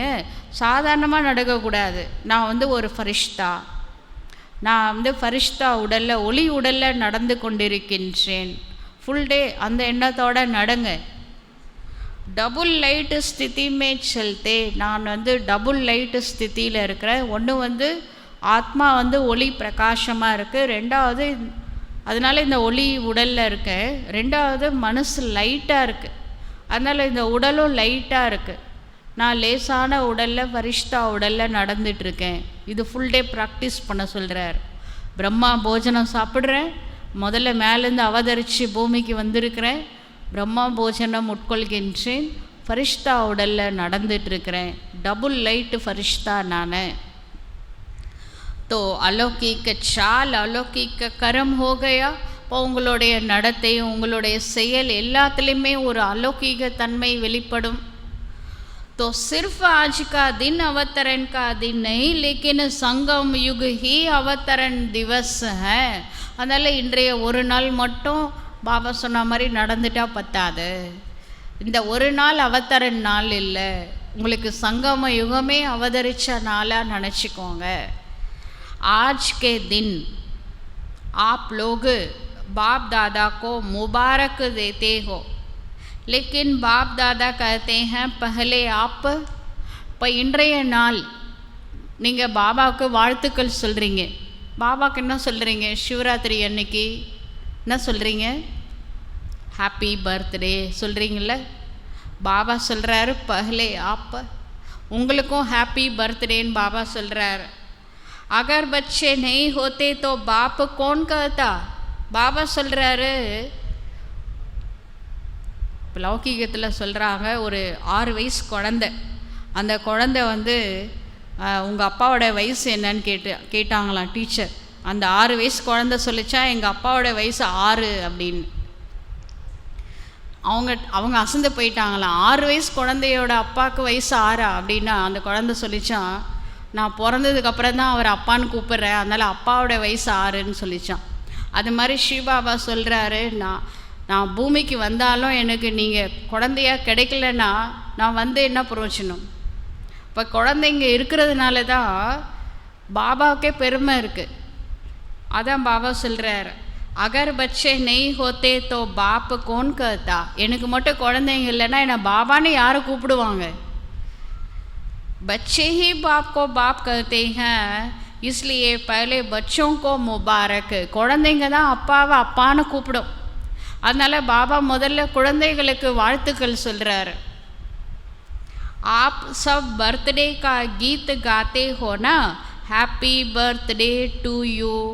बाप दादा भी कहते हैं हैप्पी बर्थडे टू यू. இப்போ பர்த்டேக்கு அன்றைக்கி சிவ பாபாவுக்கு என்ன பண்ணுறீங்க? கேக்லாம் பாபா வெட்டுவார் அந்த சிவராத்திரி அன்னைக்கு நைட்டு. அப்போ எல்லாரும் ஹாப்பி பர்த்டே டு யூன்னு பாடுவீங்க தானே. பாபா சொல்கிறாரு, நானும் உங்களுக்கு சொல்கிறேன் ஹாப்பி பர்த்டே டு யூ. நீங்கள் பிறக்கலைன்னா என்னை யார் அப்பான்னு கூப்பிடுவாங்க. அதனால் உங்களோட பர்த்து என்னோட பர்த்து எல்லாம் ஒரே நாள் தான் அப்படின்றார். बर्थडे की मुबारक तो बच्चों ने बाप की दी, ஹாப்பி பர்த்டே டு யூ அப்படின்னு சொல்லிட்டு குழந்தைங்க வாழ்த்துக்கள் பாபாவுக்கு வந்து கொடுத்தீங்க. பாப்னே பச்சோं को दी, இப்போ பாபா குழந்தைங்களுக்கு ரிட்டர்ன் கொடுக்குறாரு ஹாப்பி பர்த்டே டு யூ அப்படின்னு சொல்கிறாரு. और मुबारक से ही पल रहे हो, உங்களுடைய வாழ்க்கையே இப்போ வாழ்த்துக்களால் தான் போயிட்டுருக்கு அப்படின்றார். आप सबकी पालना ही क्या है, உங்கள் பாபா சொல்கிறாரு உங்களை யார் இப்போ பாலனை பண்ணிகிட்டு இருக்கிறாங்க. பாலனஹார் பரமேஸ்வர்னு பக்தியில் பாடிட்டாங்க. ஆனால் நிஜமாலுமே உங்களுக்கு யார் பாலனை பண்ணிக்கிட்டு இருக்கிறாங்க? बाप की परिवार की बधाइयों से ही पल रहे हो, பாபாவுடைய பரிவாரத்தருடைய இந்த வாழ்த்துக்களால் நீங்கள் வளர்ந்துட்டுருக்கிறீங்க. बधाइयों से ही नाचते गाते पलते उड़ते जा रहे हो, இந்த வாழ்த்துக்களால் தான் நீங்கள் ஆடுறது பாடுறது நடக்கிறது பறக்கிறது எல்லாமே. यह पालना भी वंडरफुल है, शिव बाबा பாலனஹார் பரமேஸ்வர் அதிசயமான பாலனை உங்களுக்கு பண்ணிகிட்டு இருக்கிறாரு. एक दो को हर घड़ी क्या देते हो, அதனால் நீங்கள் அந்த சிவராத்திரி அன்றைக்கி என்ன பண்ணுறீங்க, யாரெல்லாம் சந்திக்கிறீங்க? இப்போ ஸ்ரீ பாபா கேக்கெலாம் கட் பண்ணிட்டாரு, அவர் வாழ்த்துக்கள் சொல்லிட்டாரு, கிளம்பிட்டார். அப்புறம் பரிவாரத்தை சந்திக்கிறீங்க, என்ன சொல்வீங்க? என்ன சொல்வீங்க? बधाइयाँ हैं और यही पालना की विधि है, என்ன சொல்வீங்க? ஹாப்பி பர்த்டே டு யூ அப்படின்ட்டு பரிவாரத்தில் இருக்கிறவங்க கிட்ட சொல்கிறீங்க, வாழ்த்துக்கள் சொல்கிறீங்க தானே. இந்த வாழ்த்துக்கள் தான் பாலனைக்கான விதி அப்படின்னு பாபா சொல்கிறார். कोई कैसा भी है बाप तो वह तो बाप दादा भी जानते हैं, आप भी जानते हो कि नंबरवार तो होंगे ही. பாபா சொல்கிறாரு, யார் எப்படி இருந்தாலும் சரி நீங்கள் எல்லாருக்கும் வாழ்த்துக்கள் கொடுக்கணும். இவங்க நல்லவங்க அதனால் அவங்ககிட்ட மட்டும் ஹாப்பி பர்த்டே டு யூ அப்படின்னு சொல்லாதீங்க. எனக்கு எல்லாரும் குழந்தைங்க தான், எனக்கு தெரியும் எல்லா குழந்தைங்களும் வரிசை கிரமமாக தான் இருப்பாங்க, அவங்கவுங்க புருஷார்த்தம் வந்து வரிசை கிரமமாக தான் இருக்கும். ஆனாலும் பாபா எல்லாருக்கும் வாழ்த்துக்கள் சொல்கிறாரு. அதே மாதிரி நீங்கள் கூட எல்லாருக்கும் ஒன்று போல் வாழ்த்துக்கள் சொல்லுங்கள். அகர் நம்பர்வார் நெய் பந்தே फिर तो सतयुग में कम से कम 1.5 लाख तख्त बनाने पड़े. பாபா சொல்கிறாரு, வரிசை கிரமமாக வந்து நீங்கள் இல்லை, எல்லாரும் நம்பர் 1 பிரம்மா பாப் சமானா புருஷார்த்தை பண்ணிட்டீங்கன்னா அன்றைக்கி 86 இருக்கிற கணக்குப்படி பார்த்தீங்கன்னா இந்நேரம் நான் வந்து சத்தியுகத்தில் லக்ஷ்மி நாராயணுக்கு ஒரு சிம்மாசனம் தானே இருக்குது, 1.5 லட்சம் சிம்மாசனம் பண்ணணுன்றார். எல்லாரும் பிரம்மா பாபா மாதிரி முயற்சி பண்ணிட்டா நான் 1.5 லட்சம் சிம்மாசனத்துக்கு எங்கே போகிறது? யோசிச்சு பாருங்கள். 1.5 லட்சம் பேர் நாட்டை ஆண்டா எப்படி இருக்கும்? இப்போனா 10 லட்சம் 12 லட்சம் சிம்மாசனம் பண்ணணும். इसलिए नंबरवार तो होने ही है, तो नंबरवार होना है. அதனால் வரிசை கிரமமாக இருந்தால் தான் அது பார்க்குறதுக்கு அழகாக இருக்கும். ஒரு நாட்டில் ஒரு ராஜா இருந்தால் போதும், எல்லாரும் ராஜா ஆகிட்டா அப்புறம் தண்ணி கொடுக்கறது கூட ஆள் இருக்காது. அதில் வரிசை கிரமமாக இருக்கிறது நல்ல விஷயந்தான். அதனால் இவங்க சரியில்லை அவங்க சரியில்லை அப்படின்னு புலம்பாதீங்க. யார் எப்படி வேணால் இருந்துட்டு போட்டோம், அவங்க அப்படி இருக்கிறது தான் பாபாவுக்கு வந்து என்னது ராஜ்யத்தை அமைக்க முடியுது. அவரால் 1 வேர்ல்டு 1 கிங்டம் அமைக்க முடியுது. ஒரு ராஜா கண்ட்ரோலில் உலகமே இருக்கணும் அப்படின்னா ஒருத்தர் தான் ராஜாவாக இருக்கணும் இல்லையா? அதனால் எல்லோரும் வரிசை கிரமமாக தான் இருப்பாங்க.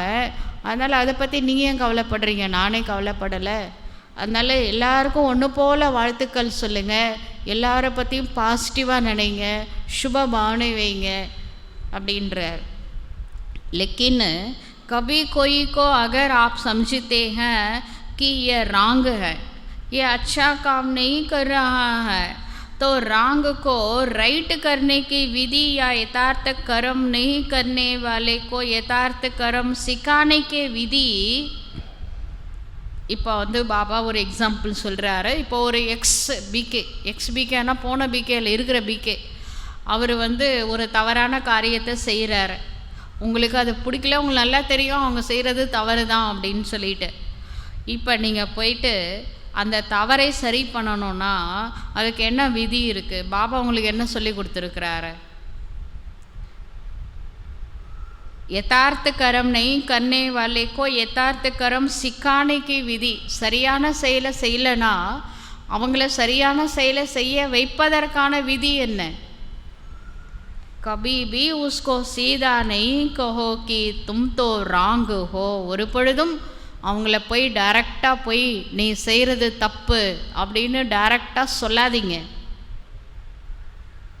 ஏ कहने से वह कभी नहीं बदलेगा. நீ வந்து செய்கிறதெல்லாம் தப்புன்னு போய் தப்பு செய்கிறவங்ககிட்ட போய் சொன்னீங்கன்னா உடனே அவங்க மாற்றிப்பாங்கன்னு நினைக்கிறீங்களா?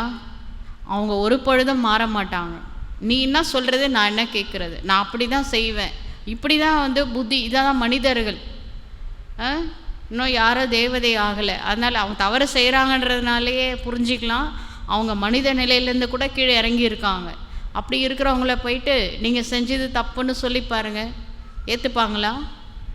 ஏற்றுக்க மாட்டாங்களா? நீங்களே சொல்லுங்கள்.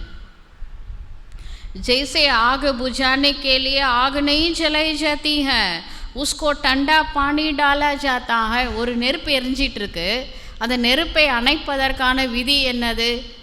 பெட்ரோலை ஊற்றுறதா அல்லது தண்ணியை ஊற்றுறதா? என்ன நினைக்கிறீங்க? விதி என்ன? ஏற்கனவே நெருப்பு எரிஞ்சிட்ருக்கு, ஒரு நெருப்பை இன்னொரு நெருப்பால் அணைக்க முடியுமா? அணைப்பதற்கான விதி என்னது? தண்ணியை ஊற்றுறது தான் நெருப்பை அணைப்பதற்கான விதி. इसलिए कभी भी उसको पहले ही कहा कि तुम रॉन्ग हो तो वह और ही दिल शिकस्त हो जाएगा.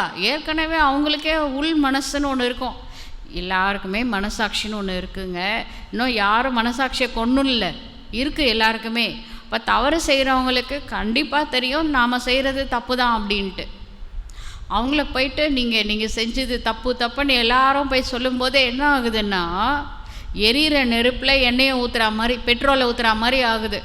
ஏற்கனவே உள் மனசு குத்திக்கிட்டு இருக்கு அவங்களுக்கு, தான் செய்கிறது தவறு நல்லாவே தெரியுது அவங்களுக்கு. ஆனால் வெளியில் காமிச்சிக்காமல் ஈகோ தடுக்குது, அதனால் மீண்டும் தவறு செஞ்சிகிட்டு இருக்கிறாங்க. நீங்கள் போய் நீங்கள் செஞ்சது தப்புன்னு சொல்கிறீங்க. அப்போ அவங்க எரியிற நெருப்பில் என்ன ஊற்றுறீங்க? பெட்ரோலை ஊற்றிட்டீங்க. என்ன நடக்கும்? அடுத்து என்ன நடக்கும்னா அவங்க இதையுமே வெடிச்சிடுதான். இதுதான் நடக்குது.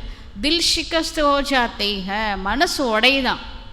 இந்த மனசு உடைஞ்சதுனால தான் ஒன்று கோபமாக கத்துறாங்க ஆவேசமாக, அல்லது கண்ணிலேருந்து அழுகையாக வருது, தண்ணியாக வருது. ரெண்டுமே காரணம் இதையோ உடைக்கிறீங்க அப்படின்னு பாபா சொல்கிறார். पहले उसको अच्छा कह करके तमावो तो सही, पहले पानी तो डालो फिर उसको सुनावो कि आग क्यों लगी. அதனால் நெருப்பு எரிஞ்சிட்டு இருக்குன்னா முதல் வேலையாக நீங்கள் தண்ணியை ஊற்றுறதான் பார்க்கணுமே தவிர நீங்கள் வந்து அந்த நெருப்பை வந்து அணைக்கிறது தான் பார்க்கணும். அதுக்கப்புறம் அந்த நெருப்பு எப்படி பிடிச்சது அப்படின்ட்டு ஆராய்ச்சி பண்ணுங்கள். முதல்ல வந்து அணைக்கிற வழியை பாருங்கள். पहले ये नहीं कहो कि तुम ऐसे हो, तुमने ये किया. பாபா சொல்கிறாரு, யார் எந்த தப்பு செஞ்சாலும் அவங்கள கூப்பிட்டு நீ தான் அந்த தப்பு செஞ்ச, நீ ஏன் அப்படி பண்ண, நீ சரி கிடையாது அப்படின்னு எடுப்பில் சொல்லாதீங்க. பहले ठंडा पानी डालो. முதல்ல அவங்களுக்கு நெருப்பு தான் எரியுதுன்னு தெரியுதில்ல, கொஞ்சம் முதல்ல அணைங்க அந்த நெருப்பை, தண்ணி ஊற்றுங்கன்றார். पीछे वो भी महसूस करेगा कि हाँ आग लगने का कारण क्या है. அதுக்கப்புறம் அந்த எந்த ஆத்மா எரிஞ்சிட்டு இருக்கோ அதுவே ரியலைசேஷன் பண்ணோம் இந்த நெருப்பிற்கான காரணம் என்ன அப்படின்ட்டு. உங்கள் வேலை வந்து பெட்ரோல் ஊற்றுறது கிடையாது, நல்லா ஞாபகம் வச்சுக்கோங்க. தண்ணி ஊற்றுறது தான் உங்களுடைய வேலை. और आग बुझाने का साधन क्या है. நெருப்பு அணைப்பதற்கான சாதனம் என்ன? अगर बुरे को बुरा कह देते तो आग में तेल डालते हो. ஒரு நெகட்டிவ் பர்சனாலிட்டியை நீங்கள் போய் நெகட்டிவ் பர்சனாலிட்டின்னு சொல்கிறீங்க, டைரெக்டாக ஓப்பனாக சொல்கிறீங்க. நாம் நினச்சிக்கிறோம் நம்மளுக்கு தான் ரொம்ப தைரியம் ஜாஸ்தி, அதனால் நாம் உண்மையை ஓப்பனாக உடைக்கிறோம் அப்படின்ட்டு நீ செய்கிறது தப்பு தான் அப்படின்னு டைரெக்டாக போய் சொல்கிறோம். இது லௌகிகத்தில் இருக்கிறவங்க அப்படிலாம் பண்ணலாம். ஆனால் பாபாவோட குழந்தைங்க, பாபான செத்தா போயிட்டாரு, கர்மத்தின் பலனை கொடுப்பதற்காக தான் நான் உட்காந்துட்ருக்கேன். உங்கள் வேலை கர்மத்தினுடைய பலனை கொடுக்கறது கிடையாது. கர்ம ஃபல் தாத்தா சிவபாபா, அவர் தான் கொடுக்கணும். நாம் என்ன செய்யணும், நெருப்பு அணைக்கிறது தான் நம்ம வேலை இல்லையா? அதனால் பாபா சொல்கிறாரு, அகர் புரே கோ புரா கஹு தேத்தே தோ ஆக மே தேல் டால்தே ஹோ. ஒருத்தவங்க செய்கிற தவறை நீங்கள் டைரெக்டாக போய் சுட்டி காட்டுறீங்க அப்படின்னா இந்த காலத்தில் அது ஏற்றுக்கிற மனநிலை யாருக்குமே கிடையாது. அது என்ன ஆகுதுன்னா, எரியிற நெருப்பில் நீங்கள் பெட்ரோல் ஊற்றுற மாதிரி ஆயிடுறது. इसलिए बहुत अच्छा कह करके पीछे उसको कोई भी बात दो तो उसमें सुनने की धारण करने की हिम्मत आ जाती है. ஏற்கனவே கொதிச்சிட்ருக்கு ஆத்மா, நெருப்பு மாதிரி கோவத்தில் இருக்கிறாங்க. அவங்ககிட்ட போய் நீ செஞ்சு தப்புன்னு சொல்லாதீங்க, அந்த நேரத்தில் சொல்லாதீங்க. சொல்கிறதுக்கு நேரம், இடம், பொருள் ஏவெல்லாம் இருக்குது. எடுத்த அடுப்பில் சொல்லாதீங்க. அவங்களுடைய அந்த கொதிப்பை அடக்குவதற்கு முயற்சி பண்ணுங்கள். ஃபஸ்ட்டு ஸ்டெப்பு பாபா சொல்கிறார். इसलिए सुना रहे थे कि बहुत अच्छा यही बधाइया है. அதனால தான் பாபா சொல்கிறாரு, ரொம்ப நல்லது ரொம்ப நல்லதுன்னு எல்லாரையுமே பாசிட்டிவாக புகழ்ந்து தலை சொல்கிறாரு. இதுதான் வாழ்த்துக்கள் சொல்கிறதுனுடைய அர்த்தம். சிவராத்திரி பற்றி இன்றைக்கி நிறைய விஷயம் சொல்கிறார் பாபா. வாழ்த்துக்கள் சொல்கிறீங்களே, ஹாப்பி பர்த்டே டு யூ. அது போல் தவறு செய்கிறவங்களுக்கு கூட बहुत अच्छाன்னு முதல்ல வாழ்த்துக்கள் சொல்லுங்கள். जैसे बाप दादा भी कभी किसको डायरेक्ट रॉन्ग नहीं कहेगा, मुरली में सुना देगा राइट क्या है रॉन्ग क्या है. சிவபாபா உடம்புல, இது பிரம்மா பாபா உடம்புல சிவபாபா இருக்கும்போதே சாக்காரத்திலேயே பாபா யாருக்குமே டைரக்ஷன் அட்வைஸ் பண்ணதே கிடையாது. எல்லார்கிட்டையும் ரொம்ப நல்லா இருக்கிறேன்னு சொல்லிட்டு ப்ராக்டிக்கலாக அவங்க தவறை முரளியில் பாபா சொல்லிடுவார். சிவபாபா முரளி மூலமாக டைரக்ஷன் கிடைக்கும். நாம் டைரெக்டாக போய் தனியாக போய் டைரக்ஷன் கொடுக்கணுன்னு அவசியமே இல்லை. பாபா சொல்லாத விஷயமே கிடையாது முரளி. அதனால் முரளியில் பாபா உங்களுக்கு டைரக்ஷன் கொடுப்பாரு, எது சரி எது தவறுன்னு எல்லாருக்கும் புரிய வைப்பார். लेकिन अगर कोई सीधा आकर पूछेगा कि मैं रॉन्ग हूँ तो कहेगा नहीं तुम तो बहुत राइट हो. இப்போ பிரம்மா பாபா இருக்கும்பொழுது சிவபாபா இருப்பார் அப்போ சாக்காரத்தில். அப்போ ஒரு சிலர் கேட்குறாங்களா, பாபா நான் ராங்கா, நான் செஞ்சது தப்பா அப்படின்னு கேட்பாங்களாம். பாபா என்ன சொல்வாரா, ஐயோ யார்மா சொன்னது, நீ செஞ்சது தான் கரெக்டு அப்படின்னு சொல்லிடுவாராம். क्योंकि उसमें उस समय हिम्मत नहीं होती है. ஏன்னா அந்த சமயத்தில் அந்த ஆத்மாவுக்கு என்ன இல்லை, தைரியம் இல்லை. जैसे पेशेंट जा भी रहा है, आखिरी श्वास होते हैं, तो भी डॉक्टर से अगर पूछेगा कि मैं जा रहा हूँ तो कभी नहीं कहेगा हाँ जा रहे हो, क्योंकि उस टाइम हिम्मत नहीं होती. இப்போ ஒரு பேஷண்ட்டு இழுத்துட்ருக்கு, மூச்சு திணறல் நடந்துகிட்ருக்கு, மூச்சை விட முடியல, கஷ்டப்படுறாங்க. அவங்க டாக்டரை கேட்குறாங்க, டாக்டர் நான் போயிடுவேனா? அவங்க ஒரு எதிர்பார்ப்போடு கேட்குறாங்க. டாக்டர் என்ன சொல்லணும், ஆமாம்மா இன்றைக்கே நீ போயிடுவ அப்படின்னு சொல்லாமா? இல்லை ஒரு வாரத்தில் டிக்கெட் வாங்கிடுவேன் அப்படின்னு சொல்லுவாரா? என்ன சொல்லுவார்? ஒன்றும் இல்லை எல்லாம் சரியாயிடும் தானே டாக்டர் சொல்லுவார். டாக்டருக்கு தெரிஞ்சால் கூட உண்மையை சொல்லுவாரா? சொல்ல மாட்டார். ஏன்னா அந்த நேரத்தில் அந்த ஆத்மாவுக்கு தைரியத்தை கொடுக்கணும். அதுதான் அவர் செய்ய வேண்டிய முதல் வேலையாக இருக்குது. किसकी दिल कमज़ोर हो और आप अगर उसको ऐसे बात कह दो वो तो हार्ट फेल हो ही जाएगा. ஏற்கனவே சில பேர் ரொம்ப வீக் மைண்டடாக இருக்கிறாங்க, பலவீனமாக இருக்கிறாங்க. அவங்ககிட்ட போயிட்டு நீ செஞ்சது தப்புன்னு சொன்னால் அவங்க என்ன பண்ணுறாங்க, ஹார்ட் அட்டாக்கே வந்துடுது. பலவீனமாக இருக்கிறவங்கள தப்பு செய்வாங்க, ஆனால் நம்ம போய் நீங்கள் செஞ்சது தப்புன்னு சொன்னால் அவங்களால அது ஜீரணமே பண்ண முடியாது. ஹார்ட் அட்டாக்கே வந்துடும் அப்படின்றார். अर्थ पुरुषार्थ में परिवर्तन करने की शक्ति नहीं आएगी. ஹார்ட் அட்டாக்னா அந்த ஹார்ட் அட்டாக் கிடையாது, இது மனசு உடஞ்சி போயிடும். அதுக்கப்புறம் புருஷார்த்தம் பண்ணணும். எதுக்கு பண்ணணும்? அந்த பரிவர்த்தனை பண்ணணும். ஏன் பண்ணணும்? எதுக்கு நான் மாறணும் அப்படின்னு அவங்க என்ன பண்ணுவாங்க, மனசை உடஞ்சி போயிடுவாங்க. तो संगम युग है ही बधाइयों से वृत्ति को पाने का युग. அதனால் யாரும் செஞ்ச தவறும் சொல்லாதீங்க. ஏன்னா எல்லாருக்கும் எல்லாம் செய்கிறது தெரியும். அவங்கவுங்க மனசாட்சின்னு ஒன்று இருக்கு இல்லையா, அது ஏற்கனவே சொல்லிகிட்டு இருக்கு. ரெண்டாவது ஷீபாவாக விடுறதா இல்லை, யாரையும் எல்லாரையும் பரிவர்த்தனை பண்ணுறதுக்காக தான் அவர் வந்திருக்கிறாரு. வானிலை எல்லாத்தையுமே புட்டு வச்சிடுறாரு. பாபா சொல்லாத விஷயமே கிடையாது. நீங்கள் யாருக்கும் டைரக்ஷன் கொடுக்காதீங்க. சங்கமிகத்தில் வாழ்த்துக்கள் மட்டும் சொல்லுங்கள், சுபபாவனை வைங்க, வெறும் பாசிட்டிவ் மட்டும் செய்யுங்க, எல்லாத்துக்கும் நான் பார்த்துக்கிறேன் அப்படின்றார். ஏ பதாயியா ஹீ சிரேஷ்ட பாலனாக. இந்த வாழ்த்துக்கள் நீங்கள் சொல்லி பாசிட்டிவாக பேசி எல்லாரையும் மாற்றிடலாம். எல்லாத்துக்கும் பாசிட்டிவ் அப்ரோச் தான் வேணும் அப்படின்னு பாபா சொல்கிறார். நானே அதுதான் யூஸ் பண்ணுறேன், நீங்கள் ஏன் இப்படி பண்ணுறீங்க அப்படின்றார். इसलिए आपके इस बधाइयों की पालना का यादगार जब भी कोई देवी देवता का दिन मनाते हैं तो उसको बड़ा दिन कह देते हैं. இப்போ வாழ்த்துக்கள் சொல்லி பாபா பாலனை பண்ணுறதோடைய நினைவு சின்னம் வந்து எந்த ஒரு தேவி தேவதைகளுடைய நாளை கொண்டாடுறாங்களோ அதை வந்து பெரிய நாள் அப்படின்னு சொல்கிறாங்க. दीपमाला होगी, शिवरात्रि होगी तो कहेंगे आज बड़ा दिन है. இப்போது தீபாவளி வரலாம், சிவராத்திரி வரலாம், என்ன சொல்கிறாங்க, இன்றைய நாள் ரொம்ப பெரிய நாள் அப்படின்னு சொல்கிறாங்க. जो भी उत्सव होंगे उसको बड़ा दिन कहेंगे क्योंकि आपकी बड़ी दिल है तो उन्होंने बड़ा दिन कह दिया है. இப்போ உங்களுடைய கோவிலில் ஒரு நாள் திருவிழா கொண்டாடுறாங்க அப்படின்னா அந்த நாள் ரொம்ப பெரிய நாள் அப்படின்றாங்க. பாபா சொல்கிறாரு, உங்கள் மனசு இப்போ பெருசாக்குங்க, அதுதான் அவங்க வந்து பெரிய நாளாக கொண்டாடுறாங்க அப்படின்றார். तो एक दो को बधाइयाँ देना यह बड़ी दिल है. பெரிய மனசுனா தவறு செஞ்சவங்களுக்கு கூட बहुत அச்சான்னு சொல்லிடுங்க. ஏன்னா அவங்களுக்கு அவங்க மனசாட்சி ஒன்று சொல்லிகிட்டு இருக்கு, ரெண்டாவது பாபா முரளியில் சொல்லிகிட்டு இருக்கிறாரு. அதனால் நீங்கள் மூணாவதாக போய் யாருக்கும் யாருடைய தவறு சொல்ல வேண்டிய அவசியமே கிடையாது.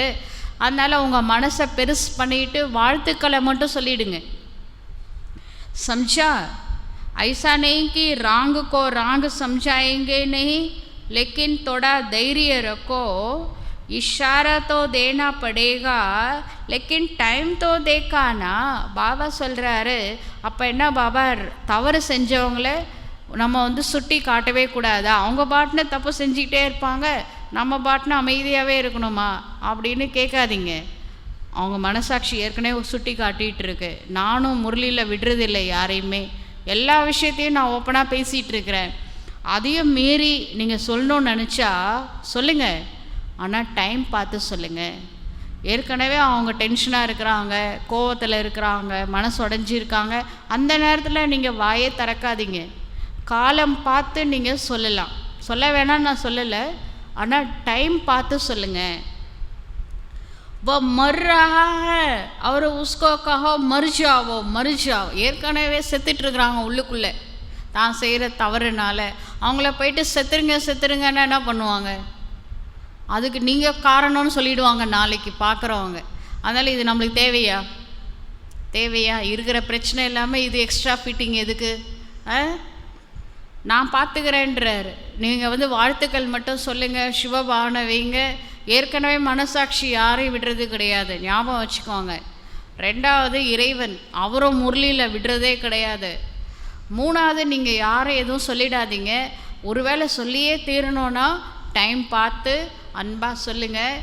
ஆனால் டைம் பாருங்கள், ஏற்கனவே செத்துட்டு இருக்கிறாங்க, நீங்கள் செத்துருங்கன்னு சொல்லிடாதீங்க அப்படின்றார். तो टाइम देखो, उसकी हिम्मत देखो. நீங்கள் அட்வைஸ் பண்ணுறதுக்கு முன்னாடி முதல்ல டைம் பாருங்கள், அவங்க சூழ்நிலையை பாருங்கள். ரெண்டாவது அவங்களுக்கு எவ்வளோ தைரியம் இருக்குது, உங்கள் அட்வைஸ் அவங்களால தாங்க முடிகிற அளவுக்கு தைரியம் இருக்கான்னு பாருங்கள். நீங்கள் பண்ணுற அட்வைஸில் அவங்களுக்கு ஹார்ட் அட்டாக் வந்துடக்கூடாது. தைரியத்தை பாருங்கள், அந்த ஆத்மாவோட கெப்பாசிட்டி எவ்வளோன்னு பாருங்கள். बहुत अच्छा कहने से हिम्मत आ जाती है. ஒருவேளை அவங்களுக்கு நீங்கள் அட்வைஸ் பண்ணி ஆகணும், ஆனால் அவங்களுக்கு தைரியம் இல்லைன்னு வச்சுக்கோங்க. முதல்ல வந்து ரொம்ப நல்லதுன்னு சொல்லி தைரியத்தை வரவழைச்சிட்டு அதுக்கப்புறம் அட்வைஸ் பண்ணுங்க அப்படின்றார். लेकिन दिल से कहो ऐसा नहीं, बाहर से कहो तो वह समझे कि मेरे को ऐसा ही कह रहे हैं. ये भावना की बात है. பாபா சொல்கிறாரு, நீங்கள் அட்வைஸ் பண்ணுறது உள்ளபூர்வமாக இருக்கணும், உண்மையிலே அந்த ஆத்மா நல்லா இருக்கணுன்ற எண்ணத்தோடு அட்வைஸ் பண்ணுங்கள். அப்போ தான் இந்த ஆத்மா என்னோட நல்லதுக்காக சொல்கிறாங்கன்னு அவங்களால அந்த பாவனையை கேட்ச் பண்ணிப்பாங்க.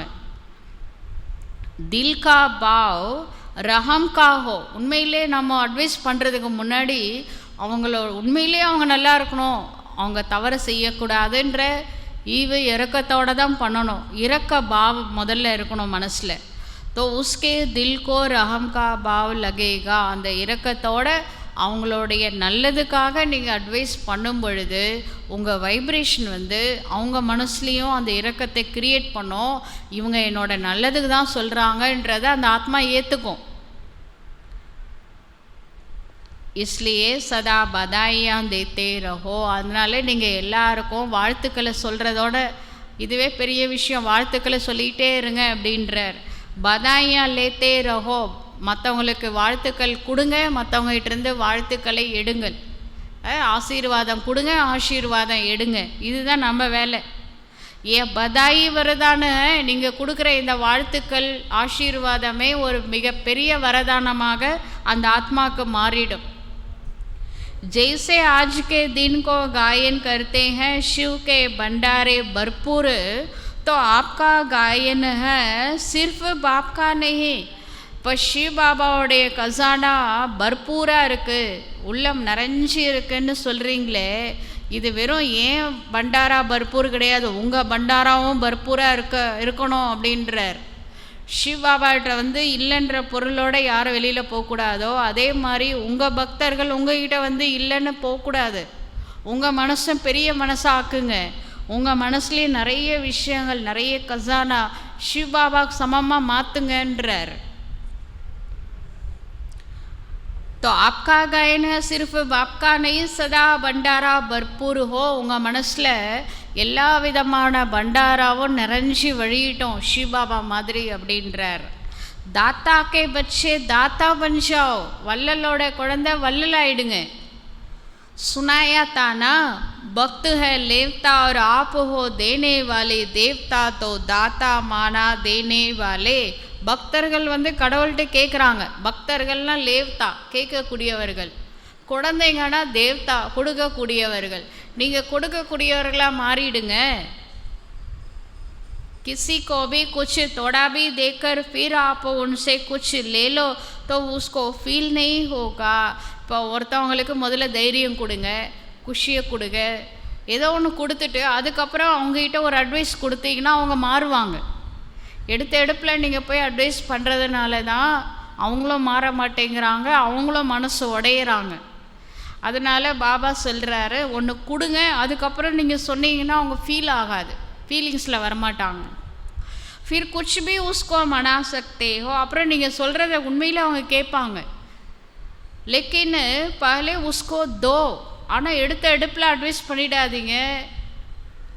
ஏற்கனவே நெருப்பு எரிஞ்சிட்ருக்கு, அட்வைஸ் பண்ணால் பெட்ரோல் ஊற்றுற மாதிரி. அதனால் முதல்ல தண்ணியை போட்டு அணைங்க, பாசிட்டிவிட்டி கொண்டுட்டு வாங்க. பாசிட்டிவ் அப்ரோச் பாபா சொல்லி கொடுக்குறாரு. हिम्मत दो, उमंग दिलावो, खुशी दिलावो, फिर उससे कुछ भी बात मनानी चाहो तो मना सकते हो, रोज उत्सव मना सकते हो. பாபா சொல்கிறாரு, யாருக்காவது அட்வைஸ் பண்ணணுன்னா முதல்ல அட்வைஸே பண்ணாதீங்க. அவங்களுக்கு தைரியத்தை கொடுங்க, குஷியை கொடுங்க, மனசை சாந்தப்படுத்துங்க. அவங்களுக்கு அதை தாங்கக்கூடிய, அட்வைஸை தாங்கக்கூடிய அளவுக்கு தைரியத்தை கொடுங்க. அப்புறமா நீங்கள் அட்வைஸ் பண்ணுங்கள், கண்டிப்பாக அவங்க கேட்பாங்க. நீ எழுதி வச்சுக்கோங்க. அப்போ உங்களுக்கு ஒவ்வொரு நாளும் உற்சவமாக மாறிடும். ரோஸ் பாப் சே மிலன் மனானா, எஹி உற்சவம் மனானா ஹை. டெய்லி பாபாவை சந்திக்கிறது தான் உங்களுடைய உற்சவம் அப்படின்னு பாபா சொல்கிறார். तो रोज उत्सव है, உங்களை பொறுத்த வரைக்கும் டெய்லி திருவிழா தான், பண்டிகை தான். अच्छा, चारों ओर के बच्चों को संगम युग के हर दिन के अवतरण दिवस की अविनाशी मुबारक हो. நாலாபுறமும் இருக்கக்கூடிய குழந்தைகளுக்கு சங்கமயுகத்தினுடைய ஒவ்வொரு நாளினுடைய அவதரன், சிவராத்திரி ஒரு நாள் மட்டும் நான் வரல, ஒவ்வொரு நாளும் நான் அவதரிக்கிறேன், அந்த அவதரன் திவஸ் அப்படின்ட்டு புரிஞ்சுக்கிட்டு அழிவற்ற முபாரக் ஹோ, அவினாஷி முபாரக் ஹோ. பாபா நம்மளுக்கு வாழ்த்துக்கள் சொல்கிறாரு. सदा बाप समान दाता और वरदाता बन हर आत्मा को भरपूर करने वाले. சதா பாபாவிற்கு சமமாக வள்ளலாக மற்றும் வரமளிக்கும் வள்ளலாக இருந்து ஒவ்வொரு ஆத்மாவையும் நிரப்புங்கள். மாஸ்டர் போலா நாத் பச்சோங்கோ, அப்படிப்பட்ட மாஸ்டர் கள்ளம் கபடமற்ற போலா நாத் குழந்தைகளுக்கு சதா யாதுமே ரஹ ஹர் கரம் கோ யாதுகார் பனானே வாலே, சதா இறை நினைவில் இருந்து ஒவ்வொரு செயலையும் நினைவு சின்னமாக ஆக்கக்கூடிய பச்சோங்கோ सदा स्व उन्नति और सेवा की उन्नति में उमंग उत्साह से आगे बढ़ने वाले, சதா சுய முன்னேற்றம் மற்றும் சேவையில் முன்னேற்றம் அப்படின்ற ஊக்கம் உற்சாகத்தில் முன்னேறி கொண்டிருக்கக்கூடிய சிரேஷ்டமான குழந்தைகளுக்கு विशेष आज के यादगार दिवस शिव जयंती सो ब्राह्मण जयंती हीरे तुल्य जयंती. அதுலேயே விசேஷமாக இன்றைய நினைவு நாளான சிவ ஜெயந்தி, இதுதான் பிராமணர்களுக்கும் ஜெயந்தி. என்னோட பர்த்டே தான் உங்களுக்கும் பர்த்டே. அந்த மாதிரி வைரத்திற்கு சமமான பர்த்டே இது சிவராத்திரி தான். सदा सर्व को सुखी बनाने की, संपन्न बनाने की जयंती की मुबारक और याद प्यार और नमस्ते. இந்த நாள் சம்பன்னமாகுங்க, சதா அனைத்து சுகங்களையும் அடையுங்கள், சம்பன்னமாகுங்க அப்படின்ற ஒரு பர்த்டே விஷ் பாபா நம்மளுக்கு கொடுக்குறாரு. மற்றும் அன்பு நினைவுகள் மற்றும் நமஸ்காரம். अच्छा, मीठे मीठे सिकीलते बच्चों प्रति मात पिता बाप दादा का याद प्यार और गुड मॉर्निंग. रूहानी बाप की रूहानी बच्चों को नमस्ते. रूहानी बच्चों की रूहानी बाप को नमस्ते. वरदान. हर शक्ति को ऑर्डर प्रमाण चलाने वाले, ஒவ்வொரு சக்தியையும் ஆர்டர் படி நடத்தக்கூடிய, கட்டளைப்படி நடத்தக்கூடிய மாஸ்டர் ரச்சயிதா பவ, மாஸ்டர் படைப்பவர் ஆகுக. कर्म शुरू करने के पहले जमा जैसे कर्म वैसे शक्ति का आवाहन करो. நீங்கள் ஒரு செயலை செய்ய ஆரம்பிப்பதற்கு முன்பாக எப்படிப்பட்ட செயலை செய்ய போகிறீங்களோ அதற்கு என்ன சக்தி வேணுமோ அந்த சக்தியை முதல்ல வர வைங்க. மாலிக் பன்கர் ஆர்டர் கரோ. இப்போ மாலிக் எஜமானன் ஆயிட்டு இந்த சர்வ சக்திகளை, உங்களுக்கு எந்த சக்தி வேணுமோ சர்வசக்திமான், மாஸ்டர் சர்வசக்திமான் அப்படின்ற சீட்டில் ஸ்வமானில் அமர்ந்து அந்த சக்தியை ஆர்டர் பண்ணுங்க. क्योंकि ये सर्व शक्तियाँ आपके भुजा समान है. இந்த சர்வ சக்திகளும் உங்களுடைய புஜங்களுக்கு சமமானது.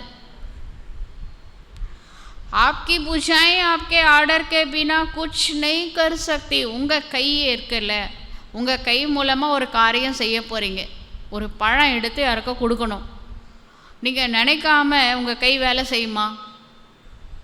உங்கள் கை உங்கள் கண்ட்ரோலில் தானே இருக்குது. நீங்கள் ஆர்டர் பண்ணாதான் அந்த கை ஒர்க் பண்ணும்.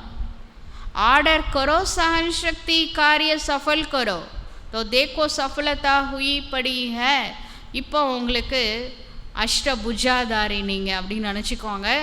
8 கைகள் உங்களுக்கு இருக்குது. இந்த 2 கை எக்ஸ்ட்ரா ஸ்தூல கை, சூக்ஷமமாக 8 கை, மொத்தம் 10 கை இருக்குதுன்னு வச்சுக்கோங்க. அதில் இந்த 8 கை இருக்கு, அதில் 8 ஆயுதங்கள் இருக்குது. ஒன்று வந்து சகன் சக்தி, சகிப்புத்தன்மை. இப்போ நீங்கள் என்ன நடந்தாலும் பொறுமையாக இருக்கணும்னு வச்சுக்கோங்க. அப்போ நீங்கள் அந்த செயலை செய்கிறதுக்கு முன்னாடி அந்த கைக்கு ஆர்டர் கொடுங்க. மனமே நீ இப்போ பொறுமையாக இரு. மனசுலேருந்து எண்ணங்கள் அந்த கைக்கு பாஸ் ஆகும். சக்தியில் ஒரு சக்திக்கு போயிடுச்சு. உடனே உங்கள் மனசு பொறுமையாக இருக்கும்.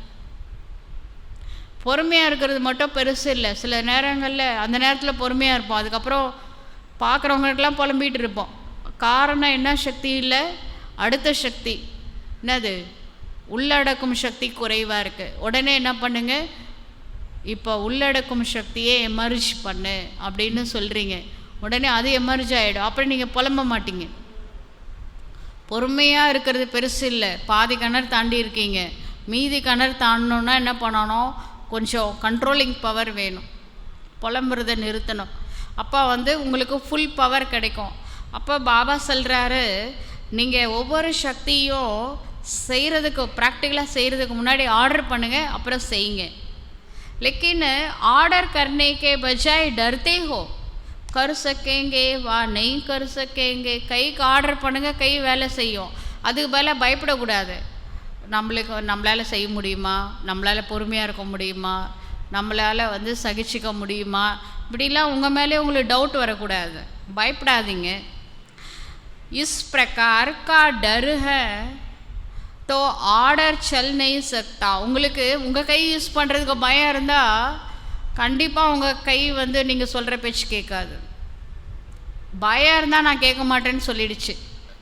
சக்திகள் உங்களோட புஜாக்கள்.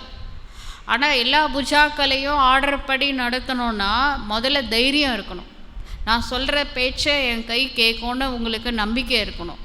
நீங்களே பயந்தீங்கன்னா அவங்க கேட்க மாட்டாங்க. சரியா?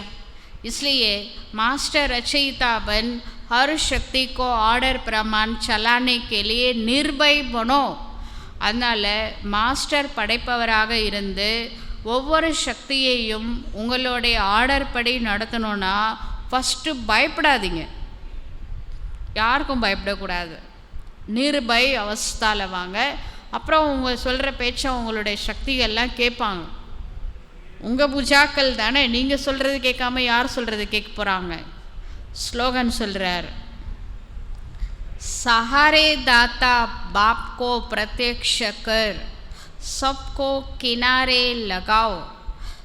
நம்மளுக்கு வந்து வாழ்க்கை கடலில் தத்தளிச்சிட்டு இருக்கிறோம்.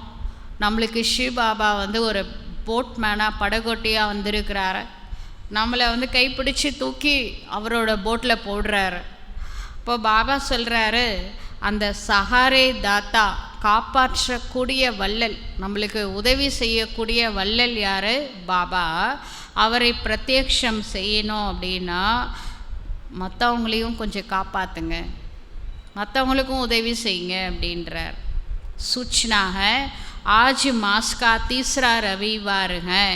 இன்றைய நாள் இந்த மாதத்தோட 3வது சண்டே, ஆகஸ்ட் மாதத்தோட 3வது சண்டே இது. सभी राजयोगी तपस्वी भाई बहनें सायं 6:30 बजे से 7:30 बजे तक विशेष योग अभ्यास के समय अपने पूर्वजपन के स्वमान में स्थित हो.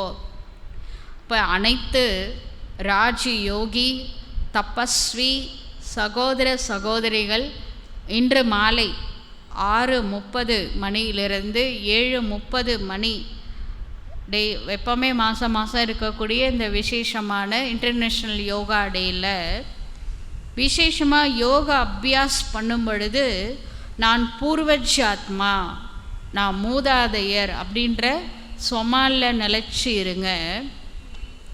कल्प वृक्ष की जड़ों में बैठ पूरे वृक्ष को शक्तिशाली योग का दान देते हुए अपनी वंशावली की दिव्य पालना करे. இப்போ நாம் வந்து கல்ப விருட்சத்தில் வேறு பகுதியில் இருக்கக்கூடிய பூர்வஜ ஆத்மா நான். மூதாதையர் அப்படின்ற ஸ்திதியில் நிலைச்சி இருங்க. சிவபாபாட்டிருந்து சக்தி வாங்கி இந்த கல்ப விருட்சம் முழுவதும் பரப்பக்கூடிய மூதாதையர் ஆத்மா நான் இப்போ கல்ப விருட்சத்தில் வேர் பகுதியில் அமர்ந்திருக்கிறேன். வேர் என்ன பண்ணணும், விதையிலிருந்து சக்தியை வாங்கி விருட்சத்துக்கு பரப்பணும். அதுதான் இப்போ வேருக்கு கொடுக்கப்பட்ட டியூட்டி. அதை இன்றைக்கி சாயந்தரம் நிறைவேற்றுங்க. 6:30லேருந்து 7:30 வரைக்கும் பாபாட்டிருந்து சாந்தியையும் சக்தியையும் வாங்கி உலகத்தில் இருக்கக்கூடிய அனைத்து சகோதர ஆத்மாக்களுக்கும் அந்த சாந்தியையும் சக்தியையும் மன மகிழ்ச்சி அது எல்லாத்தையும் பரப்புங்க. அந்த வேலையை செய்யுங்க அப்படின்னு பாபா சொல்கிறார். அதனால் இன்றைக்கி மறக்காமல் இந்த இன்டர்நேஷ்னல் யோகா டேயில் யோகா பண்ணுங்க. அச்சா. ஓம் சாந்தி.